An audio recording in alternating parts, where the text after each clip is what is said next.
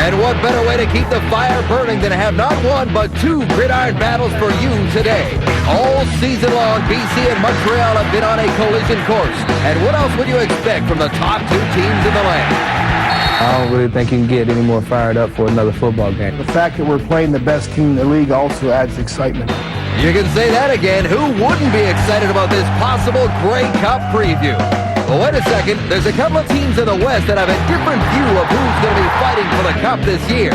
The Eskimos know what it takes to win a title, and they are determined to get back to the big show. But first, they have to contend with the Rough Riders, a team that's won 4 in a row. Can't get any better than this. Super Sunday is ready to kick off on Wendy's CFL Live.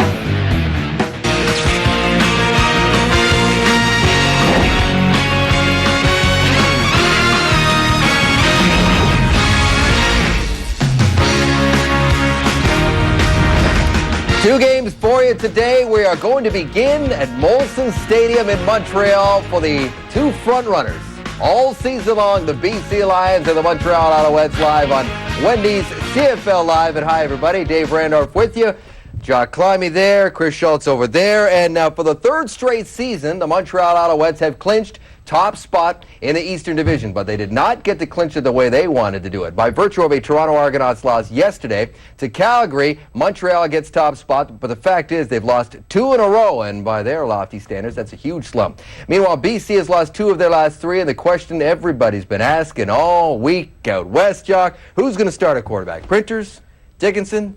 Answer? Would you believe, David, Roy DeWalt's playing? No. Yeah. Roy DeWalt? Yeah, No. They're going to slide him in there because they wanted to keep Montreal guessing even a little more. And so, no, in fact, word has it that Casey Printers is going to start. And, hey, Montreal doesn't care because Printers, Dickinson, both of them have a 100-plus rating as quarterbacks. They're both exceptionally strong. But for these two guys, you know, we've been debating all year. We're having lots of fun. Who should start when Dickinson comes back? I'm a Dickinson fan. I know you two think that Casey Printers should be the guy. But my feeling is now that Dickinson's back and healthy, you need to pick a guy. I can't help but think last week Casey Printers was looking over his shoulder at Dickinson, itching to get on the field instead of focusing down the field, and that's why he ended up getting pulled. Put a guy in there, leave him in there. And for Montreal, I think your key word, they have to focus because but what I find interesting is they've lost them in 3 completely different ways. Against the BC Lions, they were physically dominated on the line of scrimmage. The Lions won the game with that 2 tight end H-back cluster formation. Against Saskatchewan, it was more of a finesse win. Every time Montreal pressured, Saskatchewan capitalized. But last week against Edmonton, I give Edmonton all the credit in the world, but Montreal lost it. They had some major league penalties. They had some pass interference penalties. And I think right now, Montreal's biggest opponent is themselves. They have to get it together physically, yes, but they got to get it together mentally. Yeah, things kind of came apart at the seams momentarily there with David Sanchez and his teammate Strickland, but hopefully they got that all ironed out, and we can expect a good tilt today. Here are the starting quarterbacks brought to you by Wendy's, the official hamburger of the CFL. Printers will start. Do not be surprised to see a steady diet of Dickinson at some point, too, and AC goes for Montreal. And the Rona poll question goes like this. Log on to tsn.ca, and basically it's an easy one. Do you think today's game 1 of our doubleheader, is a Grey Cup preview? Results at the half. Greetings, everybody. Rod Black along with Lee Pedersen. It is a dreary day for football, weather-wise, but we might have a good game here. We should, Rod. 2 first-place teams going at it for bragging rights, and for the BC Lions, they can clinch first place in the West. They've lost 2 out of 3. They want to turn it around, and for the Alouettes, they've lost 2 in a row, too. They want to get it back on track this afternoon. Kickoff is next from Molson Stadium in Montreal.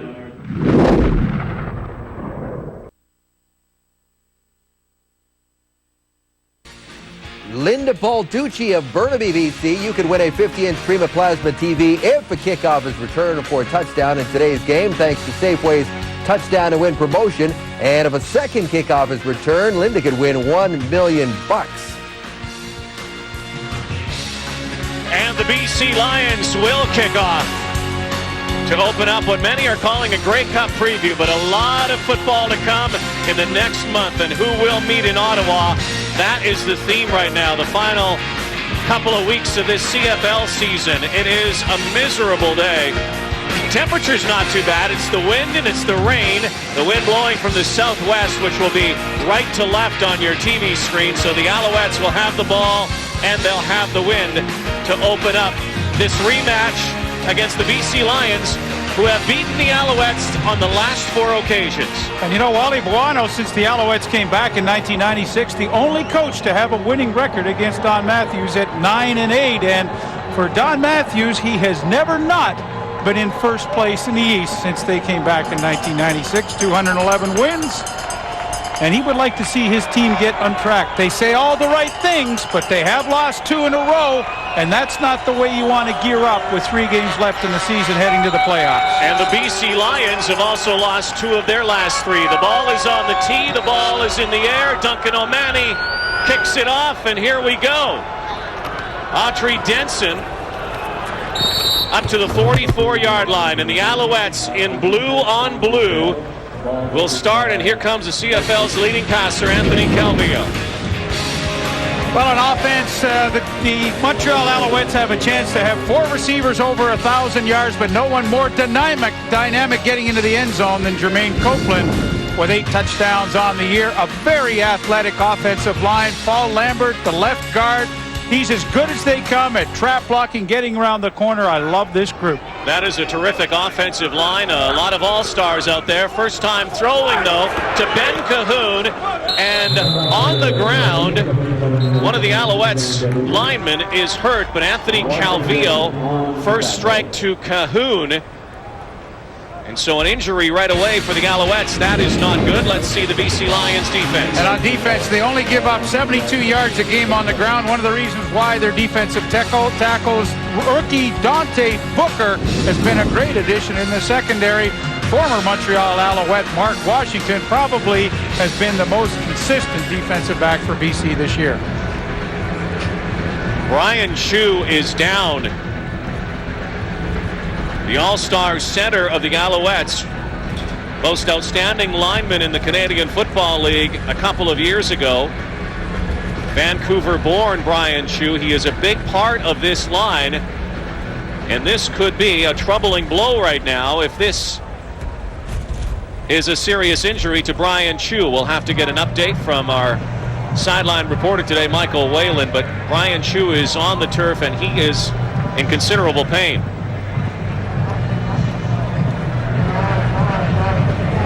Well, you know, as a former player, this is a tough way to start a game. I mean, you want to get in, you want to get going, you want to get the muscles loose and relaxed on a cold, damp day. And now all of a sudden, with Brian Chu's injury, everybody's standing around when they really want to be up and going. Paul Lambert, who we just talked about, the left guard, will move over to the center spot. As I said, this is really an athletic offensive line. The last game, Rod, you and I did here, I mean, Paul Lambert, I think I illustrated about 6 run block plays that he made that day, and I was just so impressed. But now this really throws the configuration for a loop. Lambert will come in to play center. Chu obviously is going to leave the ball game. We don't know for how long. Lambert works on his snaps. We'll take a break and come back to Montreal. CFL on TSN is brought to you in part by Wendy's, the official hamburger of the CFL. Wendy's, it's better here. By Molson Canadian, I am Canadian. By Rona, the how-to people. And by Rogers, your world right now. 2nd and 4, movement on the line, and you wonder if that movement might have been precipitated by the new man who's snapping the ball, Paul Lambert, who's into the ball game. There's Lambert.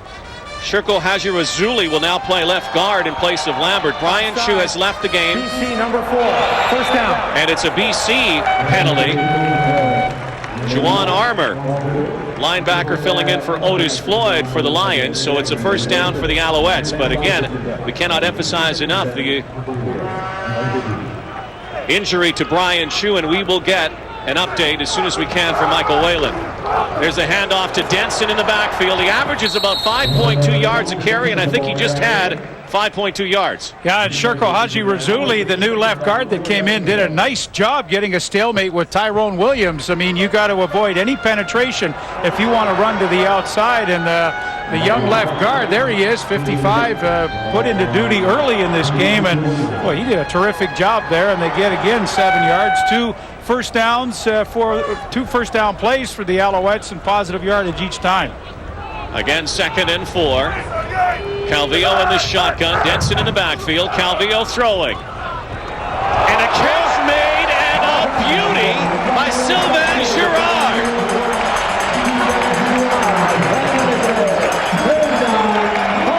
Like he had magnets in his hands.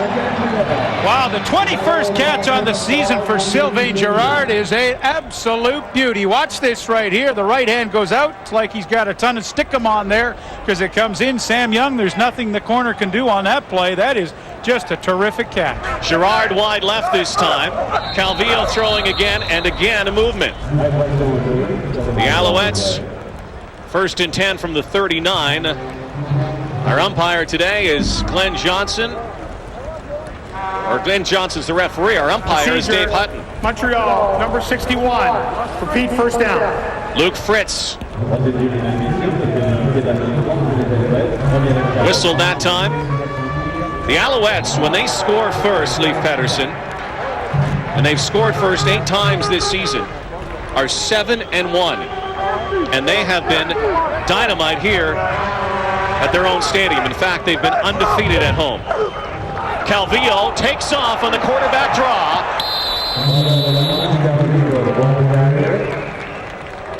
Looked like he was thinking run the whole way. 7-yard pickup for Calvillo.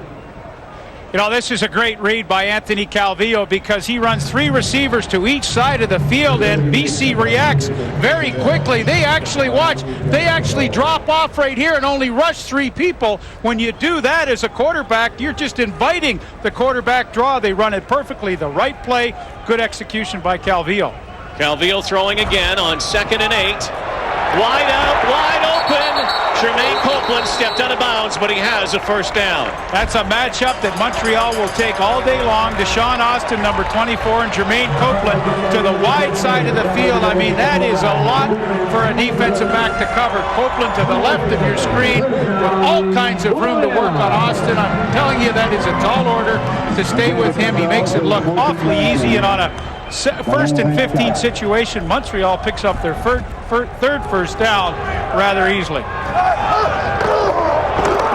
And drawn right back to Audrey Denson on the direct snap, and a penalty on the play.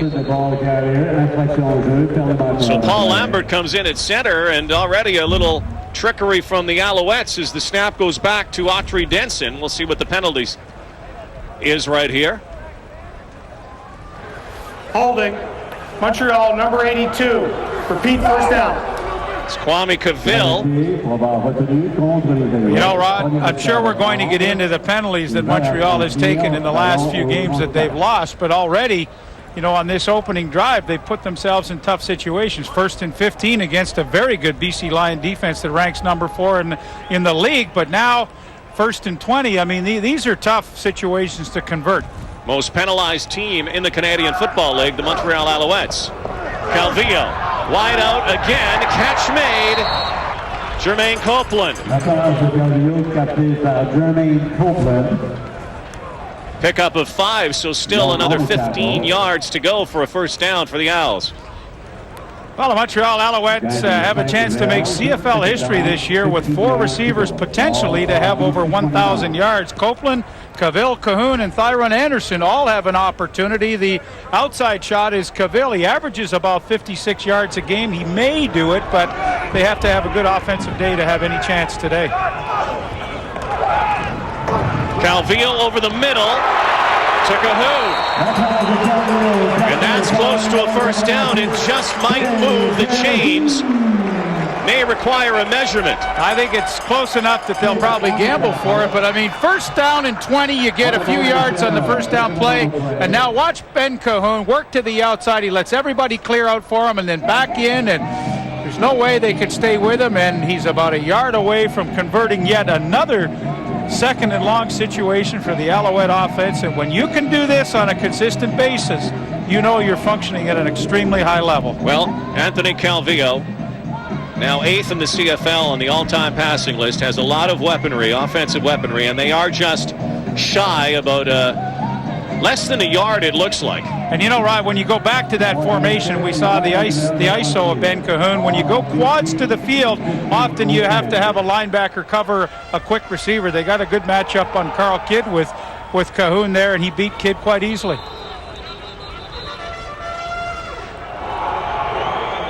Here's where you miss Brian Chew. I know Paul Lambert's a great offensive lineman. We've talked about that already. Montreal is going to take a timeout and talk things over, but if you want a quarterback sneak in this stage, you're missing your center, Brian Chew, and I think that's a big factor. Well, this is a good one today. Top two teams in the CFL, East and West, and battle in the West for second place. Coming up next, our doubleheader Sunday. The Eskimos and Saskatchewan Roughriders from Taylor Field. So the Alouettes will gamble here. Third and less than a yard. Eric Lapointe and Autry Denson in the backfield. And there is the first down. Hand off to Eric Lapointe. Hey, this has been an amazing opening drive for the Alouettes. 4 first downs in a row. 2 of them after penalties set them back. First and 15, first and 20. And Eric Lapointe picking up the first down and the third down gamble. And, you know, if you're BC, I mean, you don't like to have a drive like this against you, but Casey Printers and that offense has been sitting around on the sidelines for quite a while, especially with the injury to Brian Chew, which took a lot of time. Calvillo in the shotgun again. Denson beside him. And another whistle. And again, movement on the line.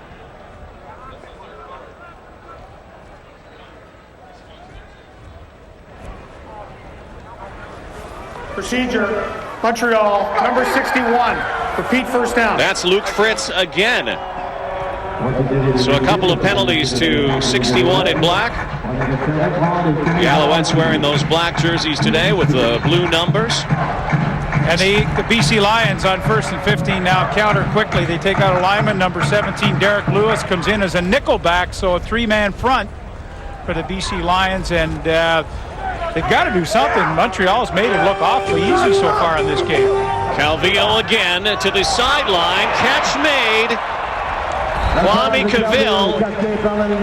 And again, close to a first down.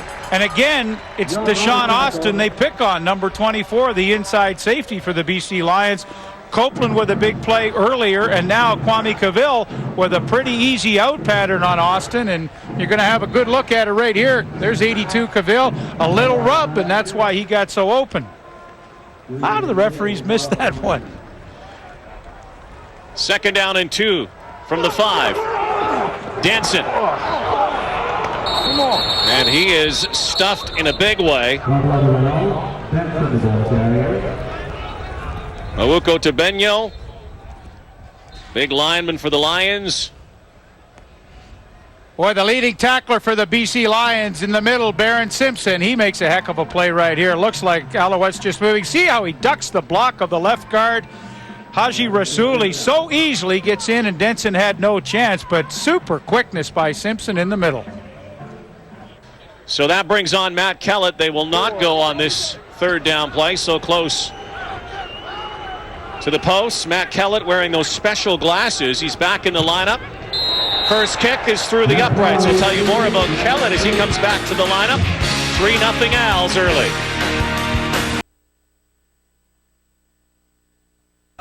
Matt Kellett, the field goal. Let's go down to Michael Whalen right now. Rod, you mentioned that Matt Kellett is wearing special glasses, and he will be doing the field goal kicking. Really, they didn't have a choice. Last week, it was Pariscal, I keep forgetting his name, the fellow that came in here, and he missed 3 out of 4, so they really don't have any other choice. But the problem is that Matt still has problems with depth perception, so he won't be doing punts or kickoffs. All right, thank you, Michael. Aaron Lockett's back in the lineup for the BC Lions. They will have their first offensive set here with 8:59 to go in the first quarter. Mark Mariscal, by the way, the guy who was doing the kicking, so if Mrs. Mariscal is watching. And KC Printers will start for the BC Lions, so the mystery of who will start today is unraveled. It is KC Printers. And BC loves to run that double tight end early and get the running game going. And that's the man who will do all the running for the most part, Antonio Warren. Here is the BC Lions offense. Well, the BC Lions with Geroy Simon, number 1 in the league with receptions at 86, 1,545 yards. That leads as well. It's a terrific receiving core, as good as any in the league. And up front, David Heisman, the big 6'5", 335-pound offensive lineman, is back in at left guard. And they need to protect the quarterback. They did not do it a week ago in Toronto. 2nd and 11. Look out. Ball's on the ground. Fumble. BC Lions recover. But this sack-happy defense of the Montreal Alouettes quickly converging on KC Printers. A 2-and-out, and Dwayne Butler right in on KC Printers. Well, they had trouble against Toronto last week. Coming off the edge, here they come here, and pressure on Printers early, and Toronto did this. You're going to see Butler show up to the outside, but Anwar Stewart goes inside. That opens up the outside rushing lane for Butler. And boy, oh boy, they watched what Toronto did with 7 sacks last Thanksgiving Monday, and Montreal knows they can get the same thing done today. They lead in the league with 42 sacks now, number 1. Ezra Landry. Duncan O'Mahony just got roughed up, and BC will hang on to the football. O'Mahony was hit as he let the ball go, and the Lions will get the ball back. Roughing the kicker will be the call. And Dwayne Butler, who got the sack, also gets the roughing penalty on Duncan O'Mahony. Montreal really been blitzed with penalties in the last 2 weeks. The last 2 losses, some very uncharacteristic, undisciplined play by their own defense. undoing. Oh, it is. Absolutely it is. Contacting the kicker, the call.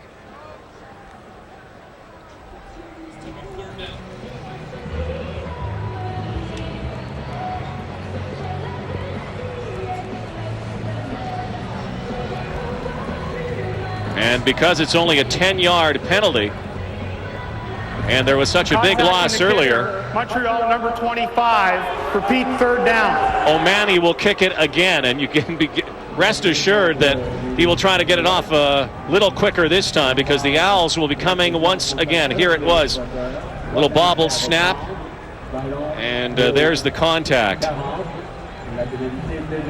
So O'Mahony back to kick again from his 25-yard line. Ezra Landry, as they call him, itty bitty, at his 31.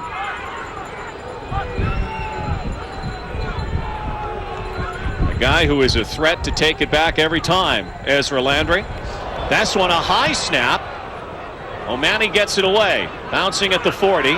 Landry will wait, picks it up, going outside. Here he goes. And there he's dropped near the 50-yard line, almost broke it. We'll come back to Montreal. From Anthony Calvillo, and brought down by Canadian lineman Brent Johnson in the backfield. So the Alouettes will lose a couple of yards here as they come back to scrimmage again with a 3-0 lead inside 7 minutes in this first quarter. Well, the bobble snap allowed pressure to get in on Calvillo immediately. He wanted to throw the quick screen out there, but no chance. Carl Kidd was right on top of him, and then Brent Johnson cleaned up.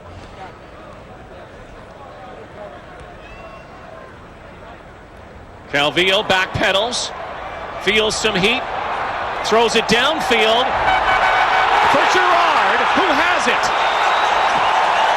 That now is 2 great plays from Sylvain Girard today. A 52-yard pass and run play from Anthony Calvillo to Sylvain Girard. And the key, though, really, Rod, was Calvillo buying himself some extra time. The pressure was coming right from the outside, Barron Simpson, but Calvillo gets away, and once again it's Deshaun Austin, number 24, victimized. He just loses his man when all the fun started with Calvillo running around, and Anthony Calvillo with a great play to Sylvain Girard. 2 super catches for him so far in this first quarter. Girard is wide right, Thyron Anderson wide left. Calvillo looking end zone. Kwame Cavill was doing a zigzag in the end zone trying to get to the football but could not. You know, it's interesting. That's how much confidence Calvillo has in his receiving corps, because he was really supposed to throw that ball down the field, but he threw it to the outside, the only spot that was open, knowing that his receiver would probably have a pretty good chance to make the adjustment. And there you saw the numbers for Calvillo so far in this first quarter. He's been hot as can be. His first incompletion this afternoon. 7 of 8. Calvillo. Denson in the backfield. Cahoon to his left inside. Looking for Cahoon. And he'll be short of the first down. And once again, that will bring out Matt Kellett. A little unusual that on 2nd and 10, when Calvillo's this close down in the red zone, throws just about a 6-yard pass to Cahoon. And I think Ben Cahoon was hurt as he came out there. Mark Washington really drove him into the turf hard, and I think Cahoon rather, is feeling the effects of that. Cahoon, of course, came back to the lineup for the Montreal Alouettes. He had played 120 straight for the Owls, and then suffered a shoulder injury, missed 2 games. Matt Kellett's back in the lineup for the Owls after missing 3 games.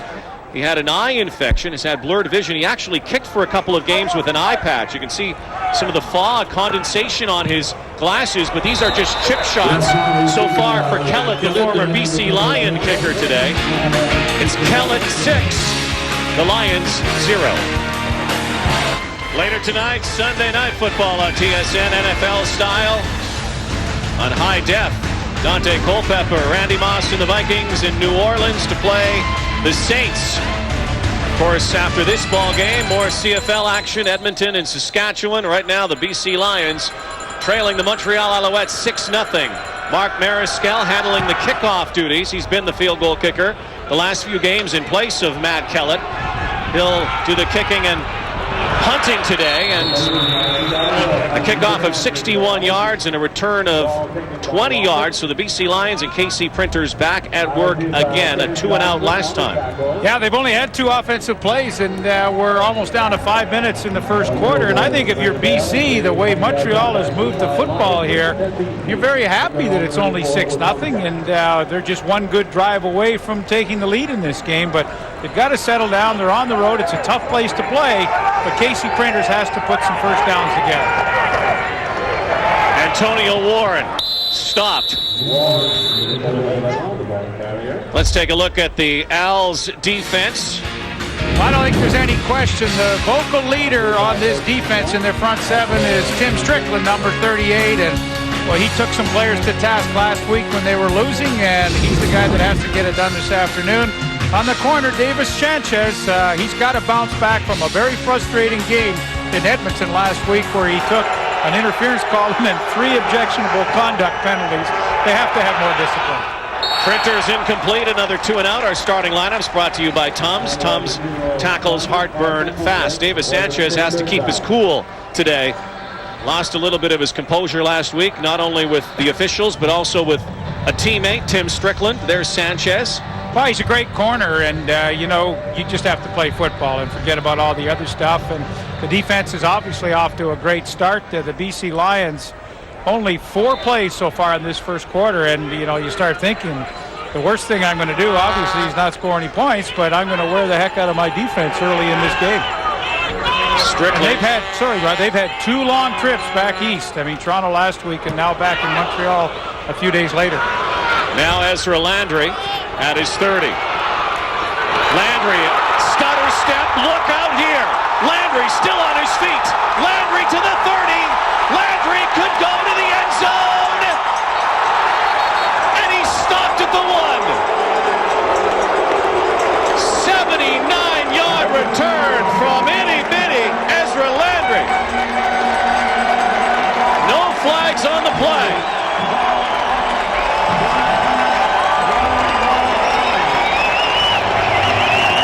Day where the field is slippery under these conditions, the kick returner has the advantage, and all he does is get one little seam and he's off and running. The BC Lions have struggled on special teams this year. That's the weakest part of their football team. They give up far too much yardage and field position with poor coverage, and that's poor coverage right there. Baron Simpson flags him right there, and Ezra Landry all the way down to the 1-yard line. 5 feet 4 inches. Touchdown saved. I like that name. By Jason Crum. 6-0 Owls. touchdown. 6 for number 6. Autry Denson, 12-0, the convert to come. All set up by the smallest guy in the CFL. And Rod, what's interesting to me on that 1-yard touchdown run, usually if you have an injury up front on your offensive line and you put someone in that's a newcomer, you go the other way. They go right behind Raji Hatsuli, and you watch on the left side, good push and a pretty easy trip in for Autry Denson. So, Montreal, what a dominating first quarter. And again, the numbers speak for themselves. When they score first, they usually win. I'm number 1. So Autry Denson, his 12th touchdown of the season, his 9th on the ground. But again, number 6's touchdown set up by number 16, Ezra Landry, who was a yard away from taking it the distance on a return, and it's 13-0 Montreal. How about this guy, Ezra Landry? Picked up from the Eskimos, has been dynamite. Now Aaron Lockett trying to answer. And brought down in a hurry, flag on the play.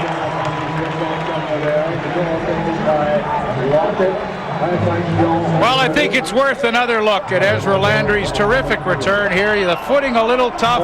BC Lions overrun the play. Barron Simpson can't make the tackle right there. Duncan O'Mahony, no way he's going to make the play, but this guy is exciting. Like trying to stop a mosquito. Ezra Landry almost all the way, but it didn't matter because the Alouettes put it in right after. And now for the BC Lions, a penalty on the kick return, and they start from their own 14. Horrible field position for Casey Printers. Casey Printers getting the start. A lot of people talked about who would start today. Ineffective so far. Catch made, however, by G. Simon. The first down for the BC Lions this afternoon. And that's a good choice by Casey Printers. Go to the rollout, get away from the pressure. He's already had one sack at him, and go to your number 1 receiver right off the bat. They've got to establish something quickly. If it's me, I go to G. Simon. He goes to him. That is an excellent catch on the run. Just to talk a little bit about Printers, Steve Barato, the offense coordinator, said, look, Printers is our guy for this game, and we'll see Dickinson only if we need to change the flow. Stand corrected. That was just shy of a first down. So now a first down for the Lions, but their first down. They just need to try to get their heads into it here right now and try to steal some of this momentum from the home crowd, the home team. 2:43 to go in the first quarter. Dominated by the Montreal Alouettes. Well, again, Dickinson, it's not the focus to get Dave Dickinson playing time today. They want Casey Printers to start, to win a game, to evolve, and then let everything else take care of itself later. But it's not a focus to make sure Dickinson plays. Warren, nowhere to go again. Antonio Warren, so successful for the BC Lions on the ground this year. But the question, of course, in BC is around their quarterbacks. Number 1, Casey Printers, and number 12, Dave Dickinson. Here's their head coach, Wally Buono. We feel our quarterback situation is in good hands. The stronger we can make that position, the better we're going to be for what lies ahead. I think it was proven to us again last year and in years past that if your number 1 guy gets hurt, you got to be strong at the next position. Last year we weren't, and it really hurt us in the playoffs. We don't want to be in that position again. Printers getting that pass off to Antonio Warren, but the Lions will kick the ball away. Wally Buono, if you look at CFL coaches through the years, has been an advocate of having a strong backup. Look at the teams he had in Calgary, the quarterbacks that he had in place. There was always a real tandem. There was always a strong backup quarterback for him, and he has the luxury right now of having Printers and Dickinson. Yeah, I mean, Calgary, you had Dickinson and Garcia. You had Garcia Flutie. I mean, and in the past, it's always been Wally's plan to go back to the original starter, not to lose your job through injury. But when Printers is having an MVP season, it's tough not to keep him in there. They had best watch out here. Guess who's back? Landry covering the ball wisely. And a no yards call, it looks like, against the BC Lions. But again, this would probably not even come up in discussion. Dave Dickinson going down with injury, and a lot of people in BC thought, well, there goes our season after the knee problems. BC number 54, 5-yard penalty, first down. But who would have seen Casey Printers coming? A guy who has become a candidate for the most outstanding player in the Canadian Football League. Well, I mean, I'm an old school guy, and I'm an advocate of you don't lose your job through injury, but this is one of those intangible situations where you've got a guy that's done nothing but win and be 32 touchdowns and only 10 interceptions. How do you take him out? Nice play. Cavill. Touchdown, Montreal. The fake handoff in the backfield. Cavill to Cavill. And all Montreal in this first quarter. 60 yards. The Alouettes have come out on fire here this afternoon. And Cavill gets the big key block at the point of attack. When you run the screen to the wide receiver, you have to have the block right there. Cahoon makes it. Another block downfield. Flory kicking out. And Cavill with his speed. Now, we said he was the intangible that needed the most yardage to have a chance at 4 receivers on this team going over 1,000. And he's had himself a terrific first half. I believe he needed 173 yards in his last 3 games. And he's well on his way after that touchdown reception. Well, 60 yards, 20-0 Alouettes. Wow. Well, the Montreal Alouettes have not looked like the best team in the Canadian Football League the last couple of weeks. Back-to-back losses. I don't know if they were saving some of it up for this afternoon at home, but it's 20-0 inside a minute first quarter. What a start. And the BC Lions are going to have to do some serious responding in a hurry. But the Owls have done it on defense and on offense. Kwame Cavill, touchdown pass and run play from Anthony Calvillo. Autry Denson a touchdown after a big play by Ezra Landry, and now again Casey Printers trying to get the BC Lions on track and try to move the football. Well, again, he has to try to just take it one step at a time. 20-0 here at McGill is not or Molson Stadium is not a nice way to be, but you got to take little baby steps here, get some first downs. Printers downfield for Simon, got it! And I like that matchup for BC. Reggie Durden's a pretty decent defensive back, but he's no match for G-Roy Simon, as are most defensive backs in the league. But that's the guy I go to try to get some momentum back. And again, the roll away from the pressure, good design. And G-Roy Simon, who's just been absolutely spectacular this year as he was a year ago when he had 94 catches. I'm sure he'll surpass that with his second catch. He's up to 88 already. CFL's leading pass receiver, Antonio Warren up the middle. Montreal Alouettes last week had trouble with the passing attack of the Edmonton Eskimos. In fact, it prompted Terry Vaughn to put some rather interesting words out there and said that the Alouettes defenders, their secondary, could not cover. And those are pretty strong words. I don't know where he got that one. I mean, you look at Sanchez and Armando Curry, who's a rookie on the corner. I mean, these two guys are terrific one-on-one guys. Maybe he's talking about the inside guys, Malvo and Durden, but that's a pretty bold statement. Printers to Simon again. Looks like a first down on the final play of the first quarter. A first quarter dominated by the men in black, the Montreal Alouettes. 20-0 on Wendy's CFL Live. At the quarter, brought to you by Reebok, the only brand that hangs in every CFL locker. Well, I don't know if the Lions were watching the baseball game last night, but I think they know how the Red Sox felt, although there's still time. You don't have any idea what I'm talking about, do you? I do. I really do. The Boston Red Sox, New York Yankees. Yeah, Yankees baseball, really baseball, beat them bat, badly ball, last pitch, night. Home runs. Yeah, that's right. Right. Tell us about what Montreal's doing. Well, I like what Montreal is doing, and the thing I'm so impressed about is how much Anthony Calvillo is just in rhythm with his offensive line. Every drop back pass has been good pass protection, and on his drop foot, that last step, he's throwing on rhythm to his receivers. So the out pattern is totally coordinated with the ball being in the air. And BC has no excuse to be flat. They came in on a Friday night, so there's no time change problem here, Jock. They should be playing better. Yeah, unfortunately they're not. Now I'm going to talk a little bit about obviously the loss for the Alouettes. Brian Chu looks like he's got a very serious knee injury, and here's how it affects you. I mean, you got Hadji Razuli who has to come in here and play guard, and here's the goal line stand for the BC Lions, and you're going to see what happens to him as he ducks his head and simply gets olayed. And this is a problem because obviously Denson wants to run off guard. He's now got to bounce it out, and here comes Varen Simpson with the tackle. And this is a loss that the Alouettes are obviously not feeling right now in this particular ball game, but they are going to feel as we go into the playoffs, David. Getting olayed, a technical football term. You want to quickly explain that? Ole! Ole! Oh, yeah. It's 1-0 after one quarter. Ole! It's the big one, 20-0 for the Alouettes.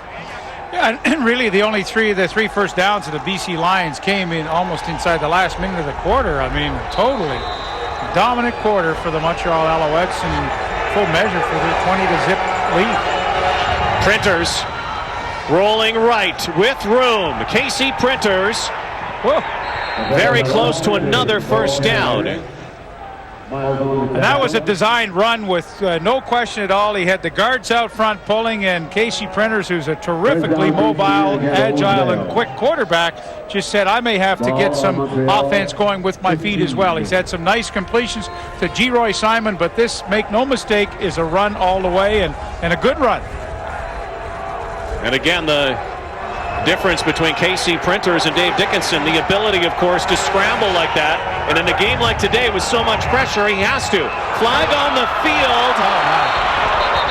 And in the end zone, Jason Claremont couldn't get to it, but there is a flag on the far side of the field. And he was wide open. He had an easy touchdown, but the pressure was coming. Printers had to let the ball go early. We'll have to wait and see what the flag is. Watch in the middle of the field here. Claremont just is totally let go by Malbeau. Montreal number 25. Repeat first down. Wow, that would have been a touchdown. Penalty against Montreal. Dwayne Butler. So now 1st and 5. The Lions finally getting a sniff here in the red zone in the first half of this ball game. Hand off to Warren. Penalty flag again. Antonio Warren, as effective as he has been for the BC Lions this season, has been nullified really so far this afternoon by the Alouettes front line. Well, you know, everybody thinks that Montreal, because they are a little undersized on defense, especially at the linebacker spot, is an easy team to run against. But, you know, they're right behind, only a yard behind. Montreal defensive line, first down. They're only a yard behind BC in average yards given up on the ground, only 79 a game, and that's second. So teams think they can run, but nobody ever seems to be able to do it. So first and goal for the Lions. And a time count violation, it looks like. So far, a lot of penalty flags on the field today. Procedure, BC number 93. Repeat first down. So a procedure call. Mark Pilon comes in as a tight end. They shuffle a lot of different people at tight end. They'll use Lyle Green, the fullback, but now they've got Pilon, number 93, in there.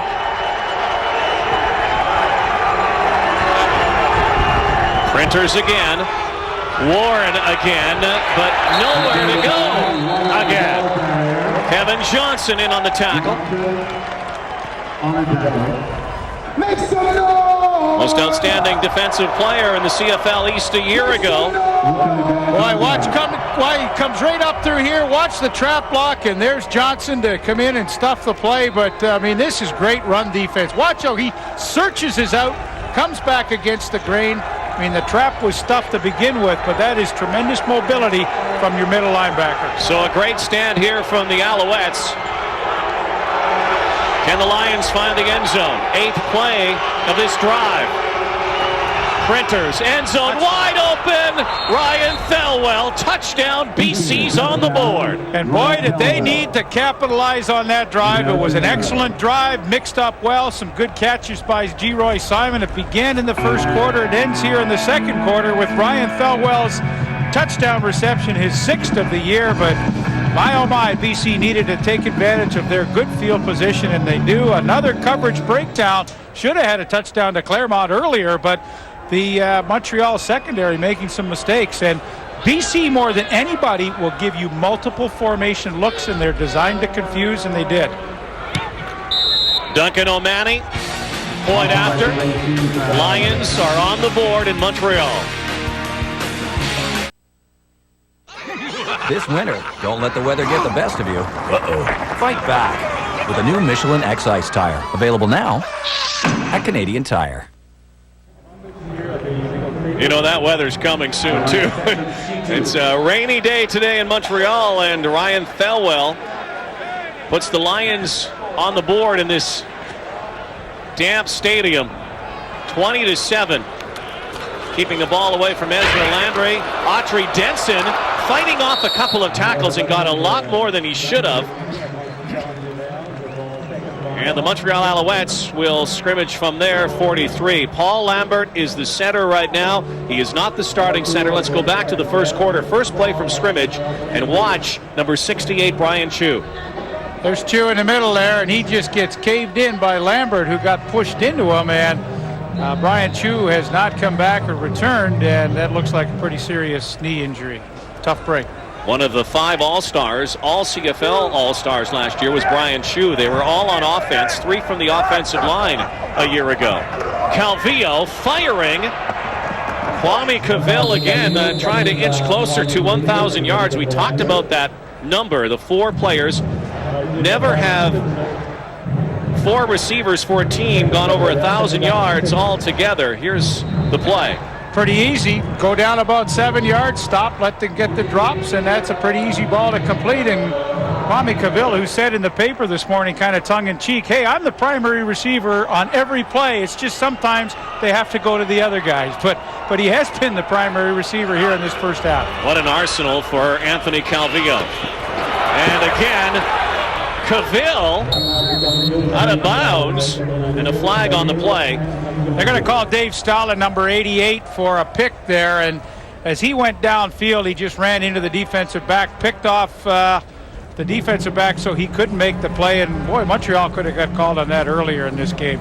Dave Stala is into the ball game, number 88. As you mentioned earlier, it looked like Ben Cahoon was injured. Forward pass interference. Montreal, number 88. Repeat, second down. And indeed, it appears that Cahoon has been injured, and he has not returned to the ball game since.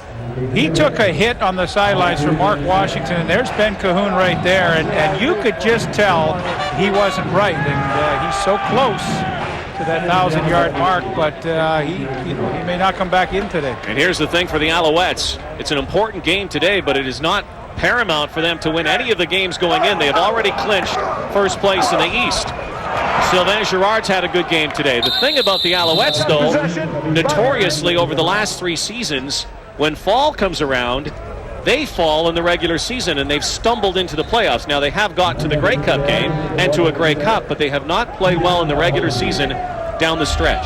Yeah, I know, and maybe it's the attitude that sometimes is a little indifferent here in Montreal. And Ben Cahoon had a quote today in the morning paper saying, I think it's important to get back on track, but it's not critical. We can lose and still win the Grey Cup. This game today doesn't have that magnitude. Now, I was kind of shocked when I read that quote from Ben Cahoon today, because I think this game has a lot of magnitude attached to it. However, he played it right down and said winning wasn't that all important. We can still win the Grey Cup regardless. Aaron Lockett, nowhere to go again. 13-point Montreal lead. Cahoon on the sidelines in Montreal. This quarter is brought to you by the Pontiac Wave. Pontiac, built for drivers.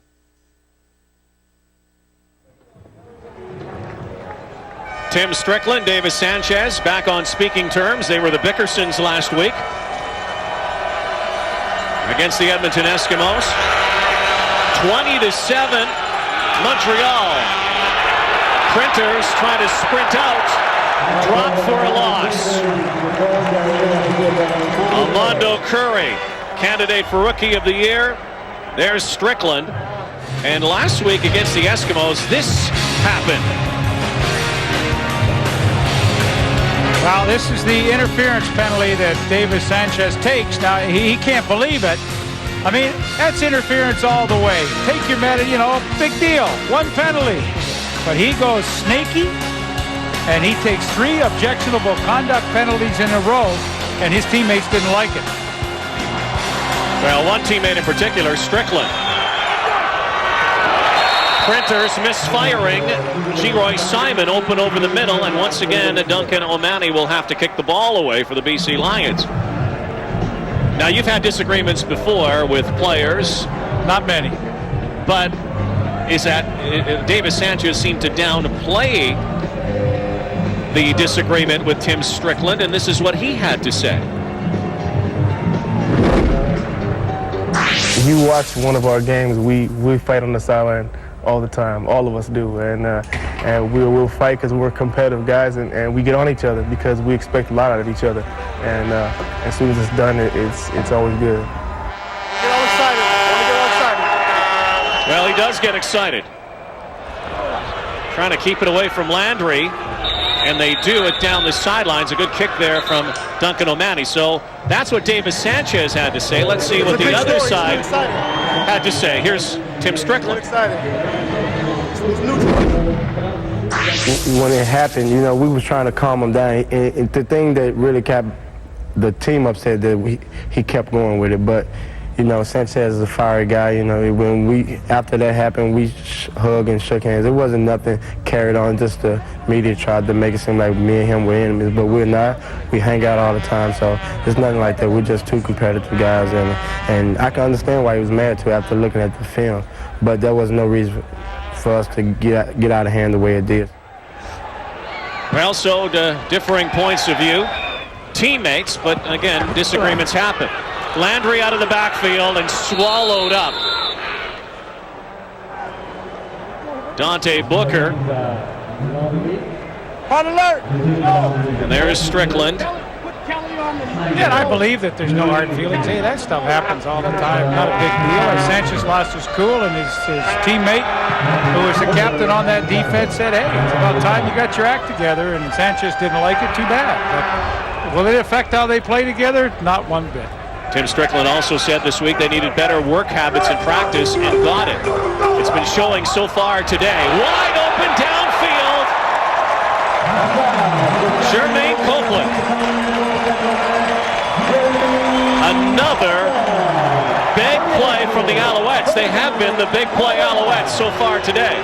Right, it seems like there's been some breakdowns on coverage on both teams today. How in the world do you let Jermaine Copeland just come and split the coverage downfield like that? And, if it's a deep zone, then Jason Crum in the middle's got to make the play. But they had 5. They had the nickel defensive back in there, Derek Lewis, 6 defensive backs on the field. How in the world do you let Copeland get that open? And creeps over 1,000 yards to Jermaine Copeland.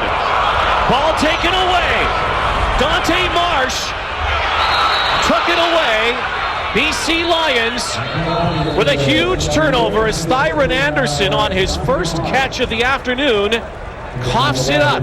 And the Lions with a big comeback here. And the BC Lions, historically this year, plus 14 take give, and none bigger than this as they try to work themselves back into this football game. 20-7, Alouettes.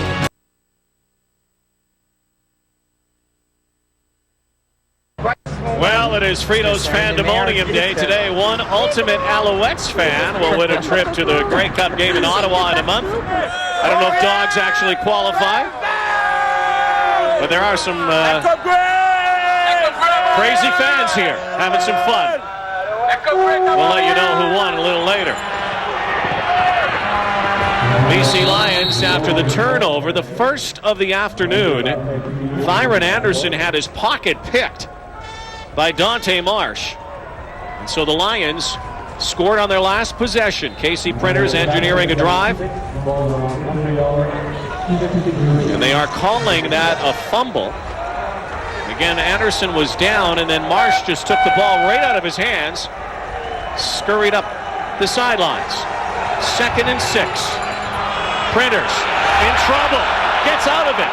Throwing. And a good point to throw it away. Looking for Jason Claremont, but it would have been dropped for a substantial loss. Well, let's go back and have a look at that turnover. Thyron Anderson, he makes a terrific catch here. Now, is he down, or is this a fumble, or is it an interception? You make the call. I mean, he is down. He's touched right there. And then Dante Marsh takes the ball away from him. Tough interpretation. You know, I mean, very difficult. I think you could vote for he was down and the play should be dead, and yet they call it a fumble, and that's a very tough one to call, and tough one to, even tougher to understand. Rain falling in Montreal. A lot of yellow raincoats out in the stands. Ezra Landry. O'Mahony will try to keep it away from him again. Great Landry job. and a great punt down to the 5-yard line. That's where the Alouettes will begin when we come back. In this one, the Eskimos and Riders. 2nd place on the line in the CFL West. John Wells, Glenn Suter, and Taylor Field to call that one. Near the shadows of his goalposts. Calvillo firing up the sideline and out of bounds. Duncan O'Mahony with a terrific punt has Montreal backed up. Montreal, for the most part today, has had great field position, but the BC Lions, 20-7, a little over 6 minutes to go in the 2nd quarter. I mean, they've stopped the bleeding. They got a touchdown to Thelwell. Now they're back in this football game. They got the turnover, couldn't take advantage, but now they have a really good opportunity with Calvillo backed up deep in his own end. 224 yards passing for the 3rd straight year, over 5,000 yards passing for AC. To Kwame Cavill. That's great defense. Boy, oh boy, you play zone on 2nd and 10 against Montreal deep in their own end, and it looks so inviting to throw underneath because you think your receiver's going to have an easy time getting a first down. But that zone closed up with Jawan Armour so quickly, and they made the tackle right on the spot. Montreal comes up way short, but Jawan Armour did a terrific job there. He was a strong safety with the Cincinnati Bengals for a couple of years, another former defensive back playing linebacker, and this is his 3rd start replacing the injured Otis Floyd. Will he be the long-term guy? I don't know about that. Otis Floyd's a terrific linebacker who will be back, but for the moment, he's in there and he's playing pretty well. Mark Mariscal a couple of yards into his end zone, again handling the punting chores. Good leg on Mariscal, former soccer player, but against the wind this time. And again, flags and whistles. Don Matthews is an interesting coach where a lot of times with a lead like this, he likes field position, and field position here maybe dictates that you give up the safety and kick off. But Procedure, Montreal number 30, repeat 3rd down. So it's going to be backed up even farther, and so we'll see what he does here. I mean, Marichal has a very, very strong leg, but we'll see. The defense has played well, so maybe you give it back to BC in your own territory. Aaron Lockett is back if he does kick it. And it would be very good field position with the win for the Lions.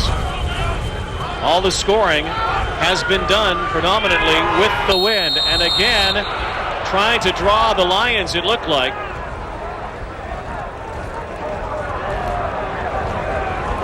I think it was Botter Hill again, number 30. And I think most definitely now they will give up the safety here. Procedure, Montreal number 30, repeat 3rd down. Michael Botterill again. Again, this is a very stiff breeze, about 30 k an hour. And Mariscal would kick into it, but likely a moot point now. Would give BC great field position if he did kick it. But he won't. And they'll give up 2. So it's 20-9 after the safety. Montreal will give the ball back to BC. 2nd season with the BC Lions, and I know the Montreal Alouettes have been so dominant the last couple of years, but as the New York Yankees would say, BC's been their daddy. You like that, don't you? Last 4 occasions. Yeah. The BC Lions have won. How did I know you were going to get that Who's Your Daddy in this show today? But, I said at the beginning when we showed Wally Buono, since since 1996 when the Owls came back into the CFL. He's the only coach that has a winning record against Don Matthews. He's 9 wins, 8 losses. And I think, you and I had a nice chat with Wally before the game, and I complimented him on how he's handled, his comments about his 2 quarterbacks. And you don't hand out compliments. I don't throw them around very too lightly. easily. No, you don't. And I think I shocked him, actually, when I said, hey, Wally, I said, you did a superb job saying that, hey, I would only have a quarterbacking controversy if a quarterback wasn't playing well. But I got 2 guys that can equally play well, so to me there's no controversy. Antonio Warren brings it up to the 40-yard line. That's where Printers and the Lions will go from here with 5:19 to go in the second quarter. The BC Lions at 10-5, trying to clinch first place in the CFL West. The Montreal Alouettes, thanks to Calgary's win over Toronto yesterday. Kahari Jones with the win for the Stampeders over the Argonauts. Means that the Alouettes make it 5 of the last 6 years, clinching first place in the CFL East. Their record 12-3. 11-point difference in this game. Handoff, flea flicker back to Printers. Avoids a tackle. Still the rush on and gets it away. But no one there. And the Alouettes did not bite. Well, they go to that double tight formation, and the flea flicker back, he hands off and flip back to Printers. Now Simon's the one he wants to go to, but double coverage downfield between Armando Curry and Reggie Durden. There was no way that Printers could get in there. On the right there, here he is. That is Steve Barato, who's been in this league for a long time. He's the offensive coordinator for the BC Lions, and who wouldn't be a comfortable guy with 2 guys like Dickinson and Printers to work with? All Printers so far this afternoon. Printers with room. Good block downfield. Diving for a first down. Lost the ball, but the whistle had blown. He was down, so another first down for BC. Keeps the drive alive with 4:20 to go in the second quarter. And Printers does a good job, and I think any time you play against Montreal as a quarterback, you have to know that you're going to have to make plays with your feet. You cannot beat Montreal with the running game or with the passing game alone. You're going to have to do it yourself. Printers did it right there. He got some help from Antonio Warren with an excellent block downfield. And, for a team that had an absolutely abysmal first quarter, all of a sudden, the BC Lions are climbing their way back into this football game. Montreal has also been a first-half football team for the most part. We'll see what happens. Printers downfield on the sidelines, and another big play from BC now. Ryan Thelwell, another catch for him. Already a touchdown for the Lions today. And clearly the strategy has been get Printers outside the tackles. Get him outside where he can see. He's got good sight lines downfield, and obviously you get away from the intense pressure inside. And Ryan Thelwell, who has the lone BC touchdown now with a key catch. A little over 3 minutes remaining in this second quarter, and the BC Lions trailing by 11 are once again on the move. 35-yard pickup. Again, a lot of procedure calls on the line. Marcus McFadden, the right tackle, he jumped there, and these are discipline issues. You really got to grind it down here when you're trying to get back in. So now 1st and 15 for the BC Lions. But you saw early, Rod, Casey Printers was drop back, and now all of a sudden, roll out, and you either throw or you run. It's a great option for him. Throwing this time, Simon, first down BC. 3-minute warning before halftime, so we'll take a break. Lions on the move with the wind again in Montreal. So, folks out in the wet weather, hardy souls, and those 3 guys in a nice, warm, comfy studio. Busy guys today, though. Randorf, Schultz, and Climby, couple of games. 54th straight sellout here at Molson Stadium in Montreal. Lions. And over the middle, the first pass intended for Chris Brazel today, and he could not hang on. You know what, Rod? I have a theory about Chris Brazel, too. He's the kind of guy, he's only had 39 catches this year, far below what he normally does, 68 a year ago. He's shaking his head because he knows he should have had it, but you know what? My theory with Chris Brazel is he can get awfully moody and disinterested if you don't involve him early. And they've waited a long time to throw to him for his first potential reception, and he doesn't seem to be into it. Well, maybe he'll look for him again this time. No, the other side, and it looks like an interference call will go against the Alouettes. Frank Cotolo on the far sideline against Davis Sanchez. Well, watch Sanchez if they call it on him, because there'll be an explosion here, because this was kind of incidental contact. Cotolo the target. Forward pass interference. Montreal number 2. First down. Well, we're going to have a look at it here, and we just showed you the story of what occurred in Commonwealth last week with Sanchez going ballistic, but to the outside.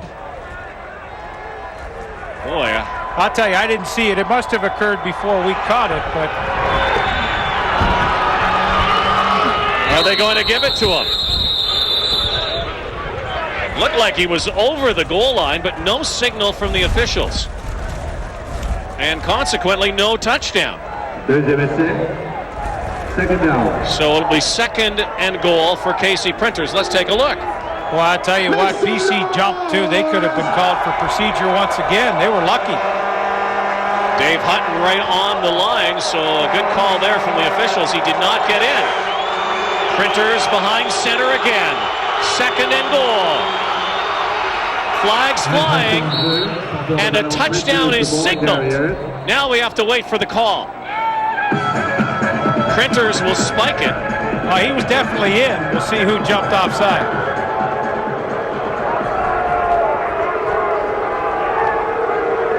Against Montreal, BC right back in the game. Touchdown KC Printers, his 9th of the season. Well, there you can see Durden. He jumps there, but it looks like he got back. Anyway, it's a moot point as the BC Lions get the touchdown, and slowly they find themselves right back in this football game. Oh, boy. O'Mani. Now, you better get on him because this is a live ball. You could score a touchdown. It's a rule they changed a few years ago on an extra point. If you mishandle it, the other team takes it down. They get points. But they get a 2, rather. That's right. They will not get the 2, but they do keep a point off the board on a botched snap, high snap from the Lions with 2:24 to go before halftime, and a 5-point differential now. You know what, Blackie? It might be a non-issue, but you know, in that situation, you got 15 points. I'd have gone for 2 rather than just kick. So you're down by 4, you kick the single point. You make the 2, you're down by 3, and you know, now you with the bungled snap, you need a touchdown either way, and you know, maybe a small little issue, but for me, it's a big issue because I think they should have gone for 2. Okay, thank you, Coach Pedersen. Let's go down to the sidelines and join Michael Whalen. Michael. As you can probably see, Brian Chu has finally come out of the dressing room, and a lot of us thought that it was his knee that buckled when he was pushed in there by Paul Lambert, but it turns out to be his ankle. He says it's just swelled up. He doesn't really know the extent right now, but there's no fracture. And as for Ben Cahoon, it's as Leaf thought. You know, they're just being precautionary. It was his shoulder. It's kind of flared up again, but why take any chances with 3 meaningless games to go? And that is the drill, Leaf. You know, 3 games to go, 2 after today, as O'Mani gets set to kick it off.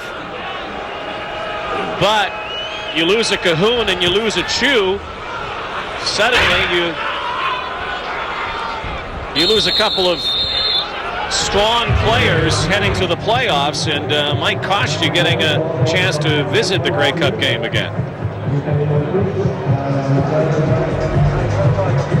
It's been an interesting game. I mean, all Montreal in the first quarter, and they totally dominated. Now BC slowly and snuck their way back into this one, trail by 5, and we thought, you know, heck, here's going to be another Molson Stadium blowout, but the BC Lions, couple of turnovers, couple of good drives by Casey Printers, 2 touchdowns, and they're right back in the thick of things. Handoff inside to Denson.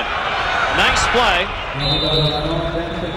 by Autry Denson, close to a first down. While the field is somewhat tilted here this afternoon because of the wind, all the scoring to one end because of that breeze perhaps, but the teams that have been going against the wind haven't even gotten to the red zone. So that could be a factor as the breeze picks up here in the second half this afternoon. 2:17 to go before halftime. We'll send it back to the studio. The guys will take a look at this first half and also set up game number 2 of our doubleheader. Edmonton and Saskatchewan coming your way. Only a few weeks left. And all the... Well, that battle for second place in the West with Edmonton and Saskatchewan tied at 16. It's at Taylor Field. Saskatchewan on a 4-game roll. Edmonton lost 3 out of their last 4. A lot of good storylines.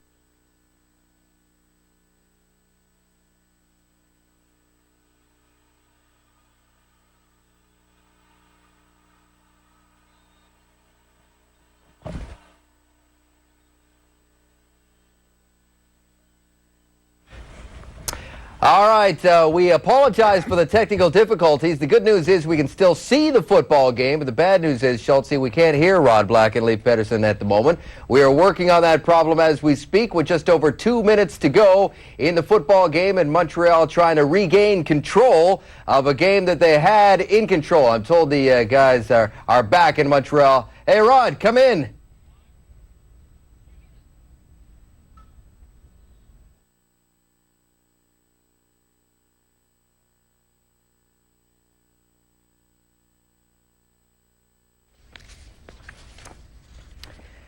Mama, don't let your babies grow up to be television broadcasters. Sometimes the gremlins get into the system, and we're having all kinds of technical difficulties out of Montreal right now. So we will try to reestablish the audio momentarily. 1, 2, 3, 4. And now we can hear Rod. Now we can hear Rod counting. So bottom line is, Montreal again trying to keep this drive alive.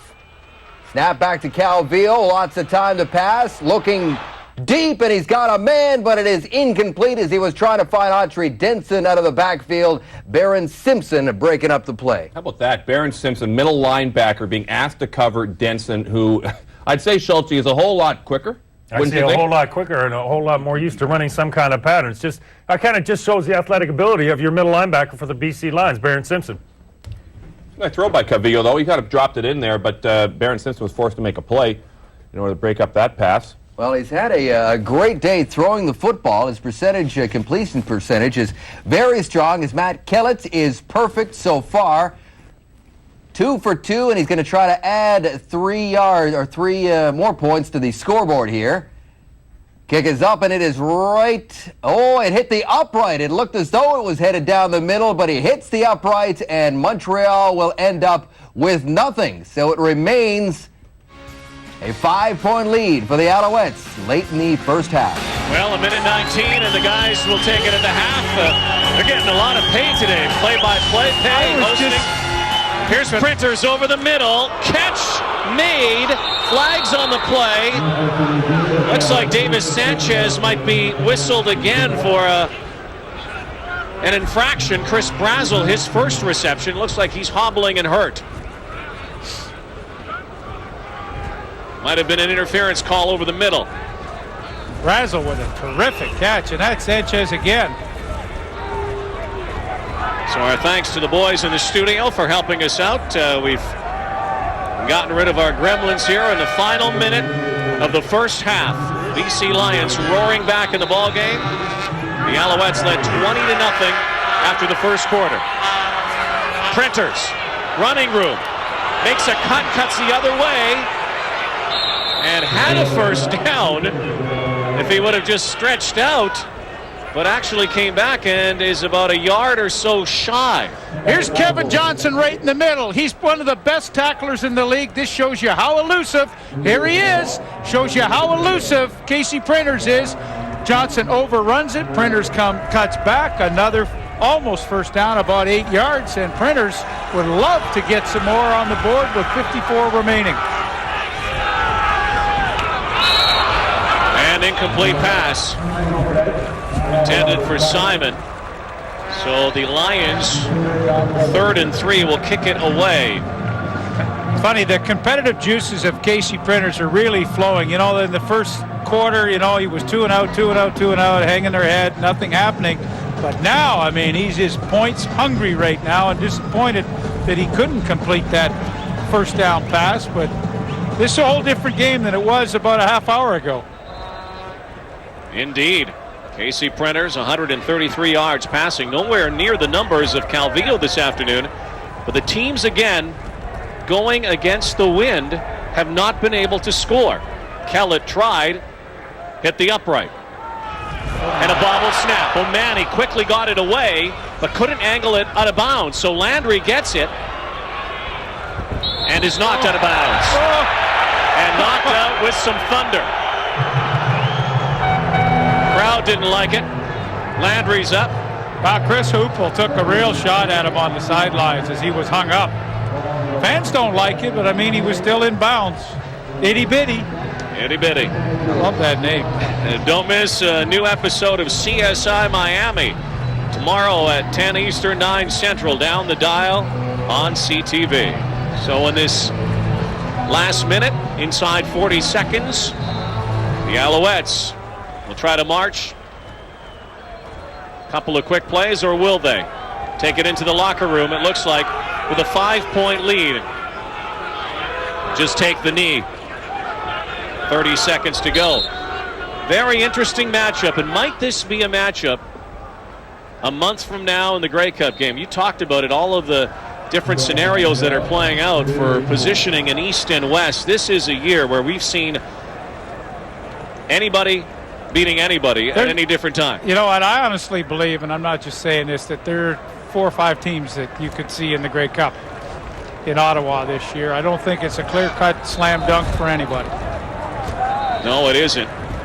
And as much as everyone has put the marquee up here today with potential Grey Cup preview, don't tell that to anyone else, including the 2 teams that will play after this, and the other 2 teams in the East who will make it. You and I have a great game coming up next Thursday at Skydome with the Hamilton Ticats trailing the Argonauts now by only 2 points with Toronto's loss in Calgary yesterday. So next Thursday, 7 o'clock Eastern, there's the promo.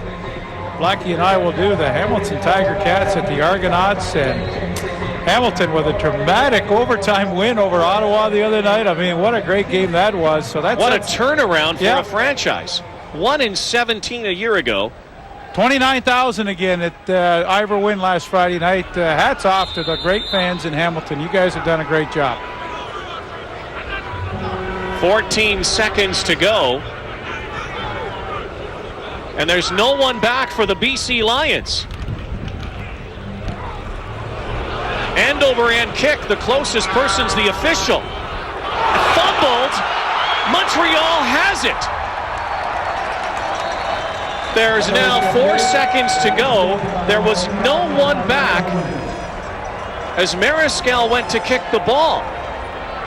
Now, I don't know what happened there. Aaron Lockett usually is back. There was no one back. Should have been no yards, though. I mean, when the BC Lion player recovered, he had all kinds of Alouettes right there.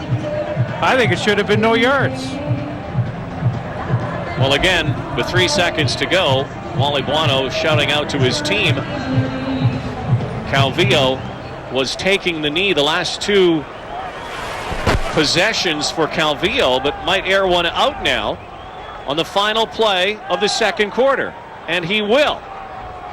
Down the sidelines for Girard. An excellent first half for him, Sylvain Girard, but that is the final play. First quarter owned by the Montreal Alouettes. Second quarter dominated by the BC Lions. Very interesting game here in Montreal.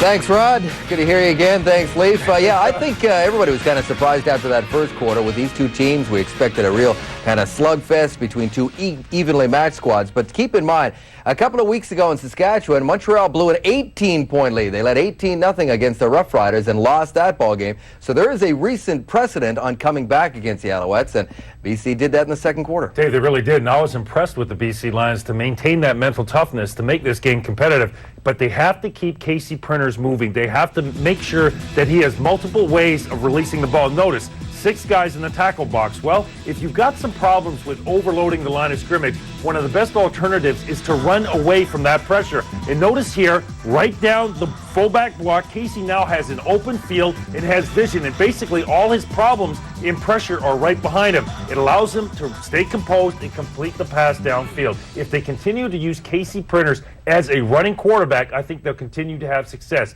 Don't allow him 3-5-7, that basic of football. It doesn't work, Chuck. Chris, his feet are the difference in the football game so far, and it's definitely keeping them in there. Now, for my part, I just want to talk about a little rule subtlety that some teams are taking advantage of, and I'm only pointing this out because I know a lot of people are frustrated, thinking, what's wrong with our team? They're jumping offside. But you know what? When they do this, and here you're going to see Bottles, a guy here playing guard, jumping offside deep in their own end zone, and we saw Wade Miller do this for Winnipeg a couple of weeks ago as well. Teams are doing this on purpose. He's not a bonehead. Bottle's not a guy who doesn't know what he's doing. He's in here, right here, and he's going to jump offside again. It's not because he's slow-witted.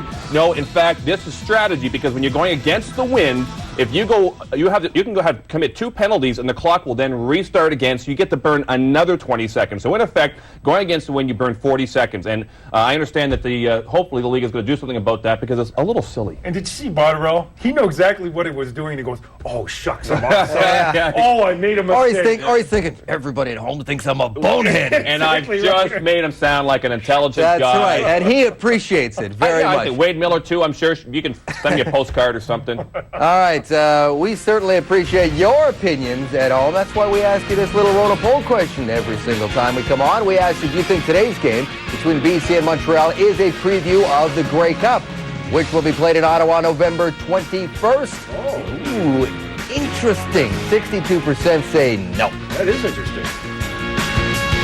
At the Half, brought to you by Wendy's, the official hamburger of the CFL. Wendy's, it's better here. Hey, Kahari Jones got his first start as a Calgary Stampeder yesterday against the Argos. Here's a 44-yard touchdown bomb to Wayne McGarity.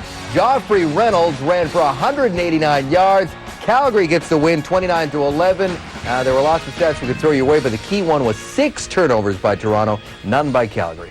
That is the key, because we've all said that the Calgary Stampeders could be one quarterback away from becoming a very efficient football team. And the fact isn't so much that Kahari Jones came in there and played a pretty doggone football game. No interceptions, no fumbles. That was the difference in the game. Toronto did not show up in the first quarter. Michael Bishop had the opportunity. I think he felt the pressure of Damon Allen, and he did not respond. But if you go through a football game and you do not make one mistake in terms of turnovers, you're always going to have a chance to win. Now, Calgary has BC Winnipeg. We'll see if they can do it again. And this sets up a great game for us next week, guys. And thankfully, we're covering that on Thursday night, Hamilton and Toronto. And I think there's good news for Toronto. Now, obviously, they didn't want to drop a football game to Calgary at this point in the season. But the good news is Damon Allen had an excellent outing, and he's shaken off the rust. He went 19 for 23. He had 240 yards. So I think you got to be happy about that. I think Michael Bishop served his purpose as a backup. He won football games for this team. Obviously, did not play to the caliber you'd expect of an experienced quarterback like Damon Allen. But now they got him back, and they got him playing well. And I think that this game on Thursday night, with as well as Hamilton's playing, will be very interesting. Well, obviously, it's now a real battle for second spots in the East. Toronto could have wrapped things up and put some pressure on Hamilton. But and by the way, the Hamilton playoff game, if it happens in Ivor Stadium, they'll be certainly happy about that. But Thursday is when it could come down to. Hamilton coming out that dramatic win on Friday night, and we will have it for you Thursday, Wendy's CFL Live. Hey, congratulations to This day in the CFL, brought to you by Sport Check, proud supporter of the CFL. October 17th, 1987, the BC Lions taking on the visiting Hamilton Tiger Cats. Larry Crawford, one of the most dangerous punt returners, is up to his old tricks. Crawford goes 57 yards for the major score, and BC leads it. But Hamilton gets that one back. Ken Hobart is nailed, but he throws one up for Tony Champion. Champion with a touchdown catch. Cats trail 5-3. But BC is too much in the second half. Roy DeWalt throws his second touchdown pass, this one going to John Pankratz. on the receiving end of it, and the Lions win it 25-11. And just a reminder, we are only halfway through game one of our doubleheader. Big game in Regina coming up after the one in Montreal. Jason Moss and the Edmonton Eskimos taking on the Saskatchewan Roughriders, who are riding a 4-game win streak. Here are the halftime numbers of our ball game in Montreal, brought to you by Molson Canadian. I am Canadian. David, competitive football game thanks to the BC Lions waking up in the second quarter. But look at the number 306, net yards. Montreal's efficiency on offense and their pass protection. If they can bring that into the third quarter, they may have the opportunity to pull away. Montreal coming very close, but missing a field goal late. So as a result, this is the difference in the ball game. Kwame Cavill, touchdown, and it's a 5-point football game. Lions storming back in the second quarter, trailing the Montreal Alouettes 20-15. Battle of first place clubs, East and West. Wendy's CFL Live getting ready for the third quarter. Here's Michael Whalen with Coach Bono. Wally, it certainly didn't look good for you after the first quarter, but you've crawled your way back into the game. Well, unfortunately, they got a couple of big plays in the punt return, and then they popped that one little screen for a touchdown. But, we got our composure back. It's a tough game right now, and hopefully we'll get some breaks in the second half. Yesterday, you were talking about the fact that you didn't have intensity from your team or aggressiveness against Toronto. Do you feel you're getting that today? Well, I think we are. Like I said, Montreal made some good plays. The return, you got to give Ezra Landry a lot of credit. That was a good play. They popped the screen, which is going to happen against the blitz sometimes. But the good thing right now, it's a 5-point game, and we're right back in there. Wally, thanks for stopping by. Ezra Landry, one of the big plays. It's been a big play game so far from both sides. Landry back to return the kick of Duncan O'Mahony, who might try to keep it away from him, and he will, giving it to Autry Denson. Montreal Alouettes' bane this season, however, has been the second halves, in particular the fourth quarters. Here's Doug Barry, the offensive coordinator for the Montreal Alouettes, who had a terrific first quarter. Not so in the second.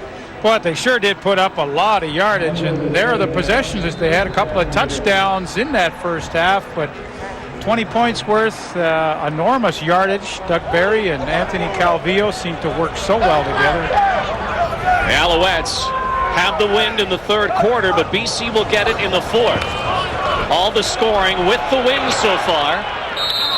And squirting ahead close to another first down is Kwame Cavill, the most dangerous of the Alouette receivers in the first half. 85%, his 18 to 21 in the first half. That's a lot of yardage, 293 in one half. And the good news for Anthony Calvillo as he begins this third quarter, he's got number 86, Ben Cahoon, back in the lineup, so the shoulder must have had a little work done on it at halftime, and good to have Cahoon back in there. He missed the entire second quarter. Ben Cahoon, of course, has been the most outstanding Canadian last couple of years. He might get a threat from a BC Lion this year for most outstanding Canadian. Jason Claremont, Lions receiver, was second in short yardage, and they have the first down. The Lions also could have Brent Johnson, their outstanding lineman, Canadian lineman, as a potential outstanding Canadian nominee. And we'll be talking more about the awards. I know it's a team game, but Anthony Calvillo was the most outstanding player in the CFL last year, so you'd think again this year with the numbers he's put up that he will make it out of the East. There's Claremont. Well, I think he's going to, Troy Davis in Hamilton's going to get some serious consideration for that award. I mean, I certainly would be thinking, what would Hamilton be right now without Troy Davis? And you could obviously make the argument here with Calvillo and the Alouettes, but it's nice when there's some choices. Yeah, and again, in the West, most outstanding player nominee, one of the favorites would have to be their quarterback, Casey Printers. What a story that's been this year. I mean, you look at Casey Printers, and he has a touchdown pass to his credit today, 33 on the season, only 10 interceptions. And when you look at the BC Lion quarterbacks in general, I mean, so far they've got 39 touchdowns, 10 interceptions. They've had phenomenal success at the quarterbacking spot. We'll take a break and come back to Montreal in a 5-point game. This winter, don't let the weather get the best of you. Fight back with a new Michelin X Ice tire. Available now at Canadian Tire. Autry Denson brought down, but another first down or close to it for the Alouettes. Denson picking up some big yardage. Again, the Alouettes with the wind here in the third quarter. Boys, Luke Fritz and Scott Flory on the right side open up an enormous hole for Autry Denson. The Alouettes really haven't tried to establish the running game, and you know, with the receivers they have, and 4 could get 1,000, sometimes you overlook the running game, but anytime that they've had to rely on it or go to it, it seems like they're always able to establish it. To the sidelines, Thyron Anderson hanging on to the football and knocked out of bounds. A pickup of near 7 yards, it looks like. You know, in the continuing saga of will they have 4 receivers over 1,000 yards, Thyron Anderson had 901 coming into this game, and you know, you'd like to think that with 3 games remaining, well, 2.5 now, that you know, he should be able to get his 1,000. But it's interesting. I mean, this team pass happy. Let's concede that. But you know what? They can run the football very effectively. Not only with Denson, but Eric Lapointe when he's in. He's in the backfield right now. Pass over the middle to Kwame Cavill. Fumbled. BC knocked it out of bounds. It will be the Lions football. Heads-up play by Jason Crum, number 10. You're going to see on the replay here what a smart play it is. They don't have to have possession. Last person to touch it gets it. And across the middle, Kwame Cavill has it. And then watch the kid from behind knocks it out right here. Jason Crum says, hey, I'm not going to recover it. Slap it out of bounds, and we get the ball. A huge turnover. Another turnover for the BC Lions.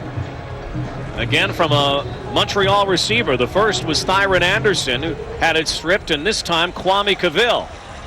Cavill scored earlier in the first quarter for the Alouettes, who had a 20-0 lead.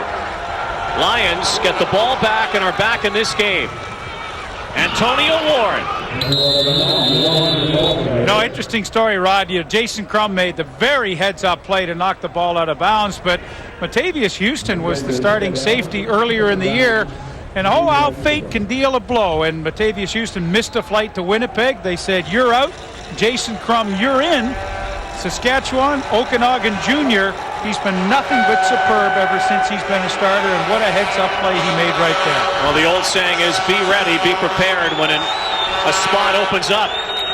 You say that about Casey Printers, too. First down now for the BC Lions. Opportunity knocks. I know you like Antonio Warren, and you know, if you project his numbers out, you know, he's about number 7 in rushing, but if you project him out and he had the same number of carries with his average that the Troy Davis or some of these other running backs, you know, he'd be at the top of the heap. Indeed he would. Through 12 games, 155 carries, missed a couple of games because of injury, gets the call again on first down, but right back to the line of scrimmage. Go back to that graphic just for a second, because there you would see, you know, if he had played in all 18 games, and you see he's missed 3, that's what he would project out at, and that's a terrific year.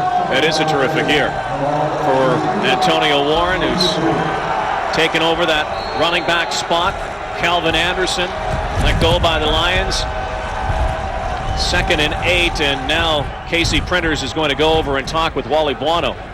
Timeout for the Lions. Well, timeout called by Montreal. So they are confused on defense. They burn the timeout as Casey Printers, after the turnover, has his team once again on the move. And you know, let's call it honestly, it was all Montreal in the first quarter, but BC Lions have done a very nice and nifty job to claw their way back into this game, and now, you know, they're a touchdown away from taking the lead. Shotgun, 2nd down. Printers out to Cotolo, can't run under it, overthrown. Well, Armando Curry, number 22, the rookie from Virginia, he's got 5 interceptions. One of them he took back to the house for a touchdown. Has he been a bright spot on defense for Montreal? Well documented a year ago in the Grey Cup, Montreal had difficulty with their corners. Ricky Ray picked them apart. They had to do something in the offseason. David Sanchez comes in, and along comes Armando Curry, recommended by former Montreal head coach Bob Price, and he has been brilliant. Who is down in Virginia, where Armando Curry came from. O'Mani. Spiraling punt against the wind, sending Landry back to watch it go out of bounds. to the 11-yard line. It's 20-15 Montreal. This quarter is brought to you by Esquire. This is your time. 10:34 to go in the third quarter. The Montreal Alouettes hemmed back near their 10-yard line to begin this offensive possession. Leading by 5. Out to Copeland. Copeland got a lot out of it. That was the same play that the Alouettes used earlier in the ball game on the pass to Kwame Cavill that resulted in a touchdown. And the only thing that maybe kept that from having another 20 yards attached to it was the fact that Calvillo was pressured and threw it behind Jermaine Copeland, so he had a slow start when he caught the football.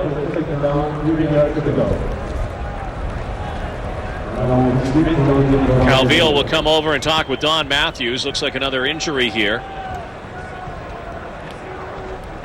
Mark Washington down, the DB for the BC Lions. Boy, he's been a valuable member of their secondary. So an injury timeout on the field, and we'll be back. Down and 3 yards to go for the Alouettes after a pickup of 7 by Jermaine Copeland.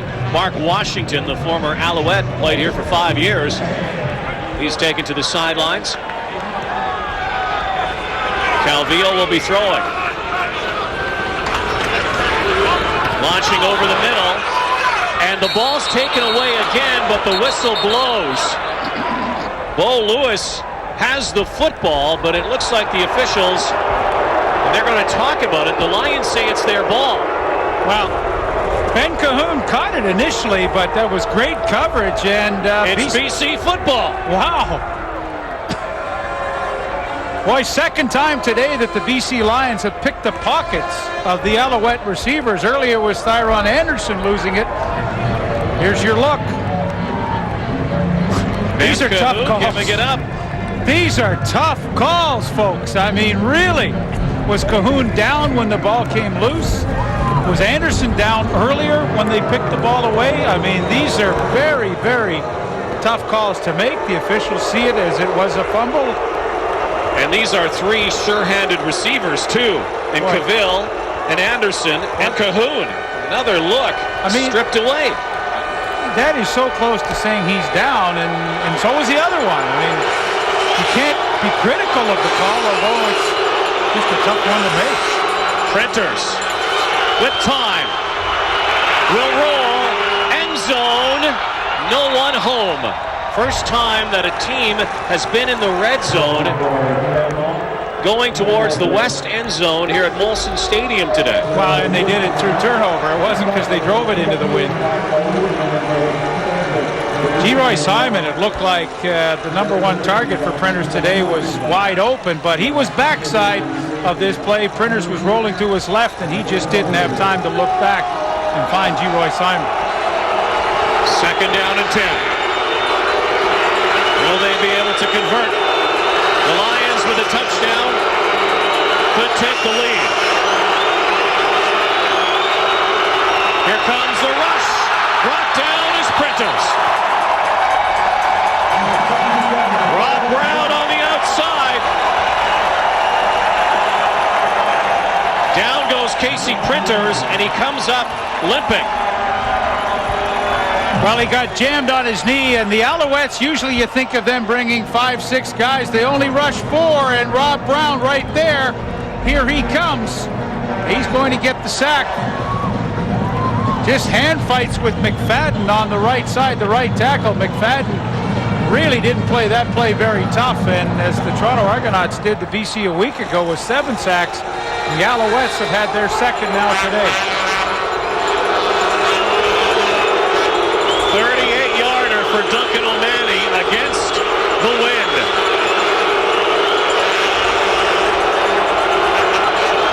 Kick is up and right down Main Street. And now it's a 2-point ball game.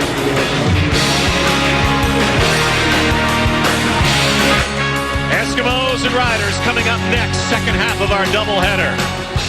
Calvillo throwing, catch made, once again by Kwame Cavill as the Alouettes try to answer the field goal by Duncan O'Mahony. And let's take a look at the Fab Four of the Montreal Alouettes. Closing in on 1,000 are Kwame Cavill and Thyron Anderson, and it looks like they will become the first CFL team to ever have 4 receivers at 1,000 yards and more catching this season.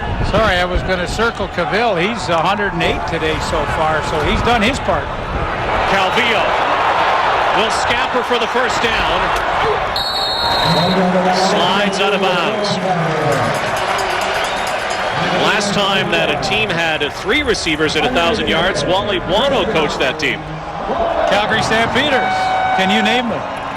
Well, Vince Danielson was one for sure. Pitts was Alan Pitts would be a good guess for the other. Sapunjas, yeah. No, Terry Vaughn. Terry Vaughn. There you go. 1998, the Stampeders became the Grey Cup champions. 1 of 3. Direct snap to Denson. Doing some dancing and nowhere to go. Wally Buono with his 3 Grey Cup wins in Calgary. It's interesting to note the connections with the coaches here. Wally Buono, of course, played in Montreal. He used to play against you, of course, in the Canadian Football League. I always ask Wally, let me see your hands, Wally, in the warm-up. And I started looking under his fingernails. I said, you still have any skin under there from grabbing my arms when I tried to get open downfield? And, you know, he laughs. We've had that standing joke for a lot of years now. He used to also handle a lot of the punting duties back in the 70s. Ooh, Wally Buono. You do have a good memory. Ron Sweet, of course, was the field goal kicker over the middle. Intended for Sylvain Girard. Too high. And the Juwan Armour gave Sylvain Girard a nice little shot at the end of that play just to say, hey, when you little guys come in the middle, be ready for this. We're going to show it to you because, well, I remember this as a receiver. They always try to intimidate you just a little bit. Right there. You want to come in here, little mosquito? You're going to get smacked. Juwan Armour's done a nice job filling in for Otis Floyd. There's Mariscal.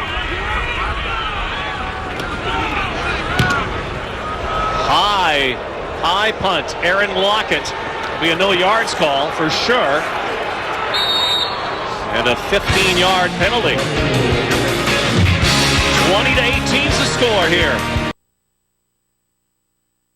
Well, there is a gentleman who will get some serious all-star consideration and Defensive Player of the Year consideration too. Anwar Stewart, 7 sacks for the Alouettes, who have 43 now on our Purolator tote board. For every sack in the game, Purolator donates the quarterback's weight in food to a local food bank. Purolator, Canada's biggest courier company. Couple of sacks for the Alouettes today, 1 for BC. Antonio Warren getting about half the first down yardage with 6:22 to go in this third quarter, and the BC Lions have sucked the momentum out of the Montreal Alouettes since the first quarter. Yeah, they really have. It's been a pretty nice, impressive move by them to get back into this 20-0 at one time, if you'll recall. And all of a sudden, again, they're a field goal away from the lead. And again, the Alouettes have not been a good second-half football team, particularly lately. Warren, a call again, and fighting, scraping for a first down. And you know what? I got to give BC Lions credit because they have stuck with the run. I mean, it would have been easy to say, heck with it. We don't want to run the football anymore. We're going to try to pass our way back into this game. But they've stuck with Antonio Warren, and that time he did an outstanding job to get away from Dwayne Butler, who had penetrated the line of scrimmage. He hasn't had a lot of yardage, just under 50 for the game. But I commend them for sticking with it. There's Steve Barato. He has a game plan. They stuck with it. And that's the way you've got to run your offense. The pitch to Warren this time. And he is snuffed right out in the backfield. They read that perfectly. Again, Rob Brown in on the tackle. Well, this is a quick defensive line, and I almost think you got to run against them, not away from them. But second half slump, this is what the Alouettes have done. And their losses this year, one against BC, and look at the points scored in the second halves. 2 against BC and Saskatchewan. Edmonton Those were 1-point totals in the fourth quarters. Look out. Printers gets it away. Thelwell the catch, and a penalty in the backfield. And it was very close, and it looks like it could be a roughing the passer call. Very unusual corner blitz by Almondo Curry.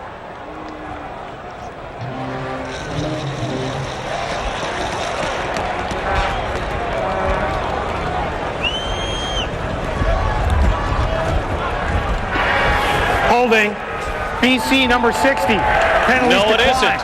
Third down. Holding call against BC, so they'll kick it away. Ezra Landry will go back again. Printers had the bullseye on his back. Got the pass away, but the call goes against the Lions, a holding call, and Duncan O'Mahony has had a couple of adventurous snaps today, but for the most part, he's done a good job kicking the football. Well, the one Ezra Landry took back down to the 1-yard line, but O'Mahony is really sharp in his game, angling some very good punts to the sidelines, and again he goes to the sidelines. Landry on the go. Landry, Mr. Excitement, brings the crowd to its feet in Montreal, but only an 11-yard return. You think almost every time he touches it, he has a chance to take it back. Maybe one of our candidates for our Rogers Player of the Game. You can cast your vote on the internet. Dial into CFL.ca, text messaging, go CFL, and coordinate the numbers and the teams. Anthony Calvillo has to be a candidate as well. Kwame Cavill's had a good game. You can vote for the Rogers Player of the Game during the fourth quarter. Rogers, your world right now. 4 minutes to go, third quarter. There's that play. Ball on the ground. Fumble. It looks like it could be BC again.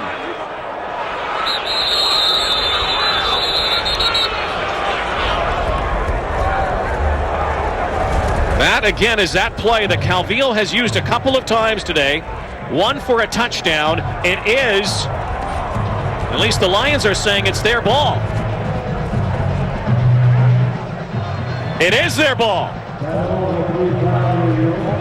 Another turnover.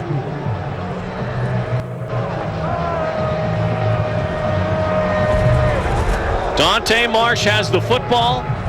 The BC Lions have more momentum here with 3:36 to go in the third.